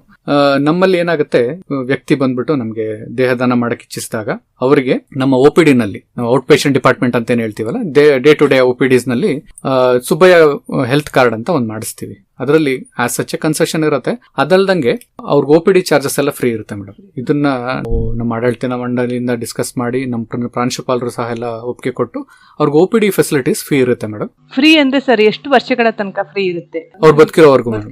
ಇವಾಗ ಜೀವಂತಾವಧಿಯಲ್ಲಿ ಅವ್ರು ಯಾವಾಗ್ಲೇ ಬಂದ್ರು ಸಹ ಅವರು ಒಂದ್ ಮಾತನ್ನ ಹೇಳ್ಬೇಕು, ನಾವಿಲ್ಲಿ ದೇಹದಾನ ಮಾಡಿದೀವಿ, ನಮ್ಮ ಹತ್ರ ಕಾರ್ಡ್ ಇದೆ, ನಾವಿಲ್ಲಿ ಇದು ಅಂತ ಹೇಳಿದಾಗ ಅವ್ರು ಒಂದ್ಸಲಿ ಅದನ್ನ ರೆಕಾರ್ಡ್ ಮಾಡ್ಕೊಳ್ತಾರೆ, ಹೀಸ್ ಅ ಬಾಡಿ ಡೋನರ್ ಅಂತ. OPD ಫೆಸಿಲಿಟೀಸ್ ಫ್ರೀ ಇರುತ್ತೆ. ಕನ್ಸಲ್ಟೇಷನ್ ಫೀಸ್ ಇರುತ್ತಲ್ಲಪ್ಪ, ಯಾವ್ದಾರೊಬ್ಬ ಫಿಸಿಷಿಯನ್ಗೆ ತೋರಿಸಬೇಕಾಗಿರುತ್ತೆ, ಸರ್ಜನಿಗೆ ತೋರಿಸಬೇಕಾಗಿರುತ್ತೆ, ಅವ್ರದ್ದೇನೋ ಸ್ವಲ್ಪ 70 ವರ್ಷ 75 ವರ್ಷ ಆದ ಕಿವಿ ಸ್ವಲ್ಪ ಮಂದಾಗುತ್ತೆ, ENT ಸರ್ಜನಿಗೆ ತೋರಿಸಬೇಕಾಗಿರುತ್ತೆ. ಅಲ್ಲೆಲ್ಲ OPD ಚಾರ್ಜಸ್ ಎಲ್ಲ ಅವ್ರಿಗೆ ಏನು ಕಟ್ಸ್ಕೊಳ್ಳಲ್ಲ. ಬೇಸಿಕ್ ಚಾರ್ಜಸ್ ಪ್ರತಿ ಸಲ ಬಂದಾಗಲೂ OPD charge, visiting charges, consultation charges ಇರಲ್ಲ. ನಂತರದ ದಿನಗಳಲ್ಲಿ ಏನೇ ರೀತಿಯಂತ ರಿಯಾಯಿತಿಗಳನ್ನು ಕೊಡಬೇಕಾದಲ್ಲಿ, ಇವಾಗ ಏನಾದ್ರು ಪ್ರೊಸೀಜರ್ ಮಾಡಬೇಕಾಗುತ್ತೆ, ಒಂದು ಇಂಪ್ಲಾಂಟ್ ಕೊಡಬೇಕು, ಹಿಯರಿಂಗ್ ಇಂಪ್ಲಾಂಟ್, ಹಿಯರಿಂಗ್ ಏಡ್ ಕೊಡಬೇಕು, 75 ವರ್ಷ ಆಗಿದೆ ಕೊಟ್ಟಿದ್ದಾರೆ ಇಂದ ಅದನ್ನ ನಮ್ಮ ವೈದ್ಯಕೀಯ ಅಧೀಕ್ಷಕರಾಗ್ಲಿ, ಸೂಪರ್ಡೆಂಟ್ ಆಗ್ಲಿ ಅಥವಾ ನಮ್ಮ ಪ್ರಾಂಶುಪಾಲರಾಗ್ಲಿ ಅವ್ರ ಗಮನಕ್ಕೆ ತಂದ್ಬಿಟ್ಟು ನಮಗೂ ಒಂದ್ಸಲಿ ತಿಳ್ಸಕ್ ಹೇಳಿರ್ತೀವಿ ನಾವು, ಏನೋ ಇದೆ ತಿಳಿಸಿ ನಮ್ ಕೈಲಾದಷ್ಟು ನಾವು ಮಾಡ್ತೀವಿ ಅಂತ. ಸೊ ನಮ್ಮ ಒಂದು ಟೀಮ್ ಎಫರ್ಟ್ ನಲ್ಲಿ ಹಿಂಗ್ ಮಾತಾಡ್ಕೊಂಡಿಲ್ಲ, ಇವ್ರ ದೇಹದಾನಿಗಳು ಇವರು ಬಂದಿದ್ದಾರೆ, ಇವರೇ ದಾನ ಮಾಡಿರೋದ್ರಿಂದ ನಮ್ಮಲ್ಲಿ ಅವ್ರ ರೆಕಾರ್ಡ್ಸ್ ಸಹ ಇದೆ, ರಿಯಾಯಿತಿಗಳನ್ನ ಕೊಡೋದಕ್ಕೆ ಪ್ರಯತ್ನ ಮಾಡೋಣ ಅಂತೇಳಿ ಅವರ ಕಲೆಕ್ಟಿವ್ ಡಿಸ್ಕಷನ್ ಮಾಡ್ಕೊಂಡು ಕೆಲವೊಂದು ರಿಯಾಯಿತಿಗಳನ್ನ ಕೊಡ್ತೀವಿ. ಸರ್, ನೀವು ದೇಹದಾನ ಮಾಡಿದವರಿಗೆ ಏನಾದ್ರು ಕಾರ್ಡ್ ಅಂತ ಆ ತರದ್ ಕೊಡ್ತೀರಾ? ಪ್ರಮಾಣ ಪತ್ರ ಅವ್ರ ದೇಹದಾನ ಮಾಡಿದ ಕೂಡ್ಲೇನೆ ಕೊಟ್ಟಿರ್ತೀವಿ. ಒಂದು ವಾರ 10 ದಿವಸಗಳಲ್ಲೇ ನಾವು ಕೊಡುವಂತ ವ್ಯವಸ್ಥೆ ಮಾಡ್ಕೊಂಡಿದೀವಿ. ಅದಲ್ದಂಗೆ ಸುಬ್ಬಯ್ಯ ವೈದ್ಯಕೀಯ ಕಾರ್ಡ್ ಅಂತ, ಹೆಲ್ತ್ ಕಾರ್ಡ್ ಅಂತ ಒಂದು DL ಕಾರ್ಡ್ ಎಲ್ಲ ಇರುತ್ತಲ್ಲ, ಆತರ ಒಂದು ಆರೋಗ್ಯ ಕಾರ್ಡ್ ಅಂತ ಮಾಡ್ಸಿರ್ತೀವಿ. ಅದರಲ್ಲಿ ಅವ್ರದ್ದು ಡೇಟಾ ಎಲ್ಲ ಎಂಟ್ರಿ ಆಗಿರುತ್ತೆ. ಪ್ರತಿ ಸಲ ಬಂದಾಗಲೂ OPD ಚಾರ್ಜಸ್ ಅವ್ರಿಗೆ ತಗೊಳ್ಳೋದಿಲ್ಲ, ನಾವು ಕಲೆಕ್ಟ್ ಮಾಡೋದಿಲ್ಲ. ಬೇರೆ ಎಲ್ಲ ಚೇಂಜಸ್ ಆಗ್ತಿರ್ಬೋದು ಒಂದು ಡಿಪಾರ್ಟ್ಮೆಂಟ್ ಇಂದ ಇನ್ನೊಂದು department. OPD charges R free. ನಂತರ ದಿನಗಳಲ್ಲಿ ಏನಾರ ಪ್ರೊಸೀಜರ್ಸ್ ಮಾಡಿದ್ರು, ಏನಾರ ಸರ್ಜರಿ ಇತ್ತು ಅಂದ್ರೆ ಆದಷ್ಟು ರಿಯಾಯಿತಿಗಳನ್ನ ಈ ತರ ದೇಹದಾನಿಗಳಿಗೆ ಕೊಡುವಂತ ಪ್ರಾವಿಷನ್, ಪ್ರಾಶಸ್ತ್ಯಗಳನ್ನ ನಾವು ಮಾಡ್ಕೊಂಡಿದೀವಿ. ಅದರಲ್ಲಿ ಇವತ್ತಿನ ಕಾರ್ಯಕ್ರಮದಲ್ಲಿ ಭಾಗವಹಿಸಿ ಸಾಕಷ್ಟು ವಿಚಾರಗಳನ್ನ ದೇಹದಾನದ ಕುರಿತಾಗಿ ಹೇಳಿದ್ದೀರಾ ಸರ್. ನಿಮ್ಗೆ ನಮ್ಮ ರೇಡಿಯೋ ಶಿವಮೊಗ್ಗದ ಪರವಾಗಿ ಧನ್ಯವಾದಗಳನ್ನ ಹೇಳ್ತಾ, ಹಾಗೆ ಯಾರಿಗೆಲ್ಲ ದೇಹದಾನ ಮಾಡಬೇಕು ಅನ್ನುವಂತ ಇಚ್ಛೆ ಇದ್ದವರು ಡಾಕ್ಟರ್ ರವಿಕುಮಾರ್ ಸರ್ ಅವರ ಮೊಬೈಲ್ ಸಂಖ್ಯೆ 9844279990 ಈ ನಂಬರ್ಗೆ ಕರೆ ಮಾಡಿದ್ರೆ ಡಾಕ್ಟರ್ ರವಿಕುಮಾರ್ ಸರ್ ಅವರು ಇನ್ನಷ್ಟು ವಿಚಾರಗಳನ್ನ ನಿಮ್ಗೆ ಹೇಳ್ತಾರೆ ಅಂತ ಹೇಳ್ತಾ ಕಾರ್ಯಕ್ರಮದ ಕೊನೆಯ ಹಂತಕ್ಕೆ ಬಂದಿದ್ದೀವಿ. ಸರ್, ಕೊನೆಯದಾಗಿ ಏನ್ ಹೇಳಕ್ ಇಷ್ಟಪಡ್ತೀರಾ ಸರ್? ಸೊ ಅದೇ ರೀತಿಯಾಗಿ ಬೋಧಕೇತರ ಸಿಬ್ಬಂದಿ ಏನಿರ್ತಾರಲ್ಲ, ಅವ್ರ ಕೆಲಸನ ಅಷ್ಟೇ ಮಹತ್ವದಾಗಿರುತ್ತೆ. ನಮ್ಮ ಡಿಪಾರ್ಟ್ಮೆಂಟ್ ಅಲ್ಲಿ ಇದ್ದವರಾಗಬಹುದು, ಫ್ಲೋರ್ ಮ್ಯಾನೇಜರ್ ಇರ್ಬೋದು, ಅವ್ರೆಲ್ಲಾರ್ದು ಸಹ ಸಹಾಯ ಇರ್ಬೋದು, ಮತ್ತೆ ಅವ್ರು ಮಾಡೋಂತ ಕೆಲಸದಿಂದಾನೇ ನಾವೆಲ್ಲ ಇಷ್ಟೊಂದು ದೊಡ್ಡ ಮಹತ್ವದ ಕಾರ್ಯನ ನಾವು ಕೈಗೂಡಿಸಬಹುದು ಅಥವಾ ದಕ್ಕಿಸ್ಕೋಬಹುದು ಅನ್ನೋದನ್ನ ಆಗತ್ತೆ. ಸೊ ಅವರೆಲ್ಲರಿಗೂ ಸಹ ನಾನು ಧನ್ಯವಾದನ ಹೇಳಕ್ ಇಷ್ಟಪಡ್ತೀನಿ. ನಮ್ಮ ಆಡಳಿತ ಮಂಡಳಿ, ನಮ್ಮ ಪ್ರಾಂಶುಪಾಲರು, ನಮ್ಮ ಬೋಧಕ ವೃಂದ, ನನ್ನ ಡಿಪಾರ್ಟ್ಮೆಂಟ್ ನ ಬೋಧಕ ವೃಂದ, ಎಲ್ಲಾ ಸಹೋದ್ಯೋಗಿಗಳಿಗೆ, ಬೋಧಕೇತರ ಸಿಬ್ಬಂದಿಗಳಿಗೂ ನಾನು ಇಲ್ಲಿ ಈ ಮಾಧ್ಯಮದ ಮೂಲಕ ಧನ್ಯವಾದ ಹೇಳಕ್ ಇಷ್ಟಪಡ್ತೀನಿ. ಮತ್ತೆ ಯಾರೇ ಮುಂದೆ ಬಂದ್ರು ಅವ್ರ ಕ್ವೈರಿ ಇಟ್ಕೊಂಡು ನಿಮಗೆ ಕಾಂಟ್ಯಾಕ್ಟ್ ಮಾಡಿದ್ರಾಯ್ತು, ಅಥವಾ ನಿಮ್ಮಲ್ಲೇ ನಾನು ಕೊಡ್ತಿರೋಂತ ನನ್ನ ಡೀಟೇಲ್ಸ್ ಆಯ್ತು, ನನ್ನ ಡಿಪಾರ್ಟ್ಮೆಂಟ್ ಡೀಟೇಲ್ಸ್ ಆಯ್ತು, ಕಾಲೇಜ್ ಡೀಟೇಲ್ಸ್ ಆಯ್ತು, ನನ್ನ ಫೋನ್ ನಂಬರ್ ಆಯ್ತು, ಅವರು ಸಂಪರ್ಕ ಮಾಡದಲ್ಲಿ ನನ್ಗೆ ಕೈಲಾದ ಸಹಾಯ ಅಥವಾ ಡೈರೆಕ್ಷನ್ಸ್ ನಾನು ಮಾಡ್ಕೊಡ್ತೀನಿ ಅಂತ ಮಾಹಿತಿಗಳನ್ನ ನಾನು ತಿಳಿಸ್ಕೊಡಕ್ ಇಷ್ಟಪಡ್ತೀನಿ. ಆದ್ರೆ ಅವ್ರು ಬರ್ಲಿ ಅಂತ ಹೇಳ್ತೀನಿ. ಈವನ್ ಅದರ್ವೈಸ್ ಒಂದ್ಸರಿ ಇನ್ ಪರ್ಸನ್ ಬಂದ್ರೆ ಬಹಳ ಒಳ್ಳೇದು ಅಂತ ನನ್ನ ಸಲಹೆ. ಅವ್ರ ಫೋನು ಎಷ್ಟಾಗುತ್ತೋ ಅಷ್ಟು ಮಾಡ್ತೀನಿ. ಮತ್ತು ಅದೇ ರಿಕ್ವೆಸ್ಟ್ ಇರುತ್ತೆ, ಬನ್ನಿ ಒಂದ್ಸಾರಿ ಮುಖಾಮುಖಿಯಾಗಿ ಮಾತಾಡೋದ್ರಲ್ಲಿ ಒಂದು ಹ್ಯೂಮನ್ ಟಚ್ ಇರುತ್ತೆ. ಸೊ ಅದು ಫೋನ್ ಮೇಲೆ ಮಾತಾಡುವಾಗ ಆ ಕಾಂಟ್ಯಾಕ್ಟ್ ಅಥವಾ ಮಾಡಕ್ ಆಗದೆ ಇರ್ಬೋದು ಕೆಲಸನ. ಎದುರುಗಡೆ ಬದ್ರು ಮಾತಾಡಿದಾಗ ಅವ್ರದ್ದು ಎಷ್ಟೋ ಒಂದು ಡೌಟ್ಸ್ ಇರುತ್ತೆ, ಮನ ಪರಿವರ್ತನೆ ಇರುತ್ತೆ, ಮತ್ತೆ ಅವ್ರಿಗೂ ಒಂದು ಕನ್ವಿನ್ಸ್ ಆಗ್ತಾರೆ ಮೇಡಮ್. ಸಜೆಷನ್ಸ್ ಎಲ್ಲ ಕರೆಕ್ಟ್ ಪರ್ಕೊಲೇಟ್ ಆಗುತ್ತೆ. ಸರ್, ಕೊನೆಯದಾಗಿ ಏನ್ ಹೇಳಕ್ ಇಷ್ಟಪಡ್ತೀರಾ ಸರ್? ಈ ಕ್ಷಣದಲ್ಲಿ ನಾನು ಇನ್ನೊಂದು ಹೇಳಕ್ ಇಷ್ಟಪಡ್ತೀನಿ, ನಮ್ಮ ಆಡಳಿತ ಮಂಡಳಿಯಿಂದ ನಮ್ಗೆ ಸಿಕ್ಕಿರುವಂತಹ ಸಹಾಯ ಇರ್ಬೋದು, ಇದಕ್ಕೆ ನಿರ್ದೇಶಕರಾದ ಡಾಕ್ಟರ್ ನಾಗೇಂದ್ರ ಸರ್ ಇರ್ಬೋದು, ನಮ್ಮ ಟ್ರಸ್ಟಿ ಮೆಂಬರ್ಸ್, ಎಲ್ಲಾ ಟ್ರಸ್ಟಿ ಮೆಂಬರ್ಸ್ ಇರ್ಬೋದು, ಅವ್ರದ್ದೆಲ್ಲ ತುಂಬಾನೇ ಸಪೋರ್ಟ್ ಇದೆ. ನನ್ನ ಸಹೋದ್ಯೋಗಿಗಳದ ಸಲಹೆ ಸೂಚನೆಗಳು, ಅವ್ರ ಇದು ಎಲ್ಲಾನು ನಮ್ಗೆ ಬಹಳ ಮಹತ್ವ ಆಯ್ತು. ಇದು it's not a one man show, ಒಬ್ರು ಮಾಡೋಂತ ಕೆಲಸ ಅಲ್ಲ ಇದು. ಮತ್ತೆ ಇದಲ್ದಂಗೆ ಸೊ ಅದೇ ರೀತಿಯಾಗಿ ಬೋಧಕೇತರ ಸಿಬ್ಬಂದಿ ಏನಿರ್ತಾರಲ್ಲ ಅವ್ರ ಕೆಲಸನೂ ಅಷ್ಟೇ ಮಹತ್ವದಾಗಿರುತ್ತೆ. ನಮ್ಮ ಡಿಪಾರ್ಟ್ಮೆಂಟ್ ಅಲ್ಲಿ ಇದ್ದವರಾಗ್ಬೋದು, ಫ್ಲೋರ್ ಮ್ಯಾನೇಜರ್ ಇರ್ಬೋದು, ಅವ್ರೆಲ್ಲಾರ್ದು ಸಹ ಸಹಾಯ ಇರ್ಬೋದು. ಮತ್ತೆ ಅವ್ರು ಮಾಡೋಂತ ಕೆಲಸದಿಂದಾನೇ ನಾವೆಲ್ಲ ಇಷ್ಟೊಂದು ದೊಡ್ಡ ಮಹತ್ವದ ಕಾರ್ಯನ ನಾವು ಕೈಗೂಡಿಸಬಹುದು ಅಥವಾ ದಕ್ಕಿಸ್ಕೋಬಹುದು ಅನ್ನೋದನ್ನ ಆಗತ್ತೆ. ಸೊ ಅವ್ರೆಲ್ಲರಿಗೂ ಸಹ ನಾನು ಧನ್ಯವಾದನ ಹೇಳಕ್ ಇಷ್ಟಪಡ್ತೀನಿ. ನಮ್ಮ ಆಡಳಿತ ಮಂಡಳಿ, ನಮ್ಮ ಪ್ರಾಂಶುಪಾಲರು, ನಮ್ಮ ಬೋಧಕ ವೃಂದ, ನನ್ನ ಡಿಪಾರ್ಟ್ಮೆಂಟ್ ನ ಬೋಧಕ ವೃಂದ, ಎಲ್ಲಾ ಸಹೋದ್ಯೋಗಿಗಳಿಗೆ, ಬೋಧಕೇತರ ಸಿಬ್ಬಂದಿಗಳಿಗೂ ನಾನು ಇಲ್ಲಿ ಈ ಮಾಧ್ಯಮದ ಮೂಲಕ ಧನ್ಯವಾದ ಹೇಳಕ್ ಇಷ್ಟಪಡ್ತೀನಿ. ಸೊ ಈ ಮಾಧ್ಯಮದ ಮೂಲಕ ತಮಗೆ ಮತ್ತೆ ಗುರುಪ್ರಸಾದ್ ಸರ್ಗೆ, ರೇಡಿಯೋ ಶಿವಮೊಗ್ಗದ ಎಲ್ಲಾ ಸಿಬ್ಬಂದಿಗಳಿಗೆ ನಾನು ಧನ್ಯವಾದಗಳು ಹೇಳಕ್ ಇಷ್ಟಪಡ್ತೀನಿ. ಅವಕಾಶ ಕೊಟ್ಟಿದ್ರಿಂದ ನನ್ನಲ್ಲಿ ಇದ್ದಿದ್ದ ಕೆಲವೊಂದು ವಿಚಾರಗಳನ್ನ ನಾನು ನಿಮ್ ಜೊತೆ ಹಂಚ್ಕೊಳಕಾಯ್ತು. ಧನ್ಯವಾದ ಹೇಳಕ್ ಇಷ್ಟಪಡ್ತೀನಿ. ನಿಮ್ಗೂ ಸಹ ಧನ್ಯವಾದಗಳು ಸರ್. ನಮ್ಮ ಮರಣದ ನಂತರ ಮಣ್ಣಲ್ಲಿ ಮಣ್ಣಾಗಿ ಹೋಗುವಂತ ಈ ದೇಹ ಸತ್ತ ಮೇಲೂ ಕೂಡ ಸಮಾಜ ಸೇವೆ ಮಾಡಬಹುದು ಎಂಬ ಅವಕಾಶ ಇದ್ರೆ ಅದು ದೇಹ ದಾನದ ಮೂಲಕ ಎಂಬ ವಿಚಾರವನ್ನ ಸುಬ್ಬಯ್ಯ ವೈದ್ಯಕೀಯ ಮಹಾವಿದ್ಯಾಲಯದ ಅಂಗರಚನಾಶಾಸ್ತ್ರದ ವಿಭಾಗದ ಮುಖ್ಯಸ್ಥರಾದಂತ ಡಾಕ್ಟರ್ ರವಿಕುಮಾರ್ ಸರ್ ಅವರು ಸಾಕಷ್ಟು ವಿಚಾರಗಳನ್ನ ತಿಳಿಸ್ಕೊಟ್ಟಿದ್ದಾರೆ. ಅವರಿಗೆ ನಮ್ಮ ರೇಡಿಯೋ ಶಿವಮೊಗ್ಗದ ಪರವಾಗಿ ಧನ್ಯವಾದಗಳನ್ನ ಹೇಳ್ತಾ ಇವತ್ತಿನ ಕಾರ್ಯಕ್ರಮವನ್ನ ಮುಗಿಸುವಂತ ಸಮಯ ಆಯಿತು. ಇದು ಮ್ಯಾಕ್ಸಿಮಮ್ ಆರೋಗ್ಯ ವಿತ್ ಸುಬ್ಬಯ್ಯ ಸರಣಿ ಕಾರ್ಯಕ್ರಮ. ನಾನು ಪವಿತ್ರ ದಿನೇಶ್. ನೀವು ಕೇಳ್ತಾ ಇರೋದು ರೇಡಿಯೋ ಶಿವಮೊಗ್ಗ 90.8 FM ಸಮುದಾಯ ಬಾನುಲಿ, ಭರವಸೆಗಾಗಿ ಭವಿಷ್ಯಕ್ಕಾಗಿ ನಮ್ಮ ಬಾನುಲಿ.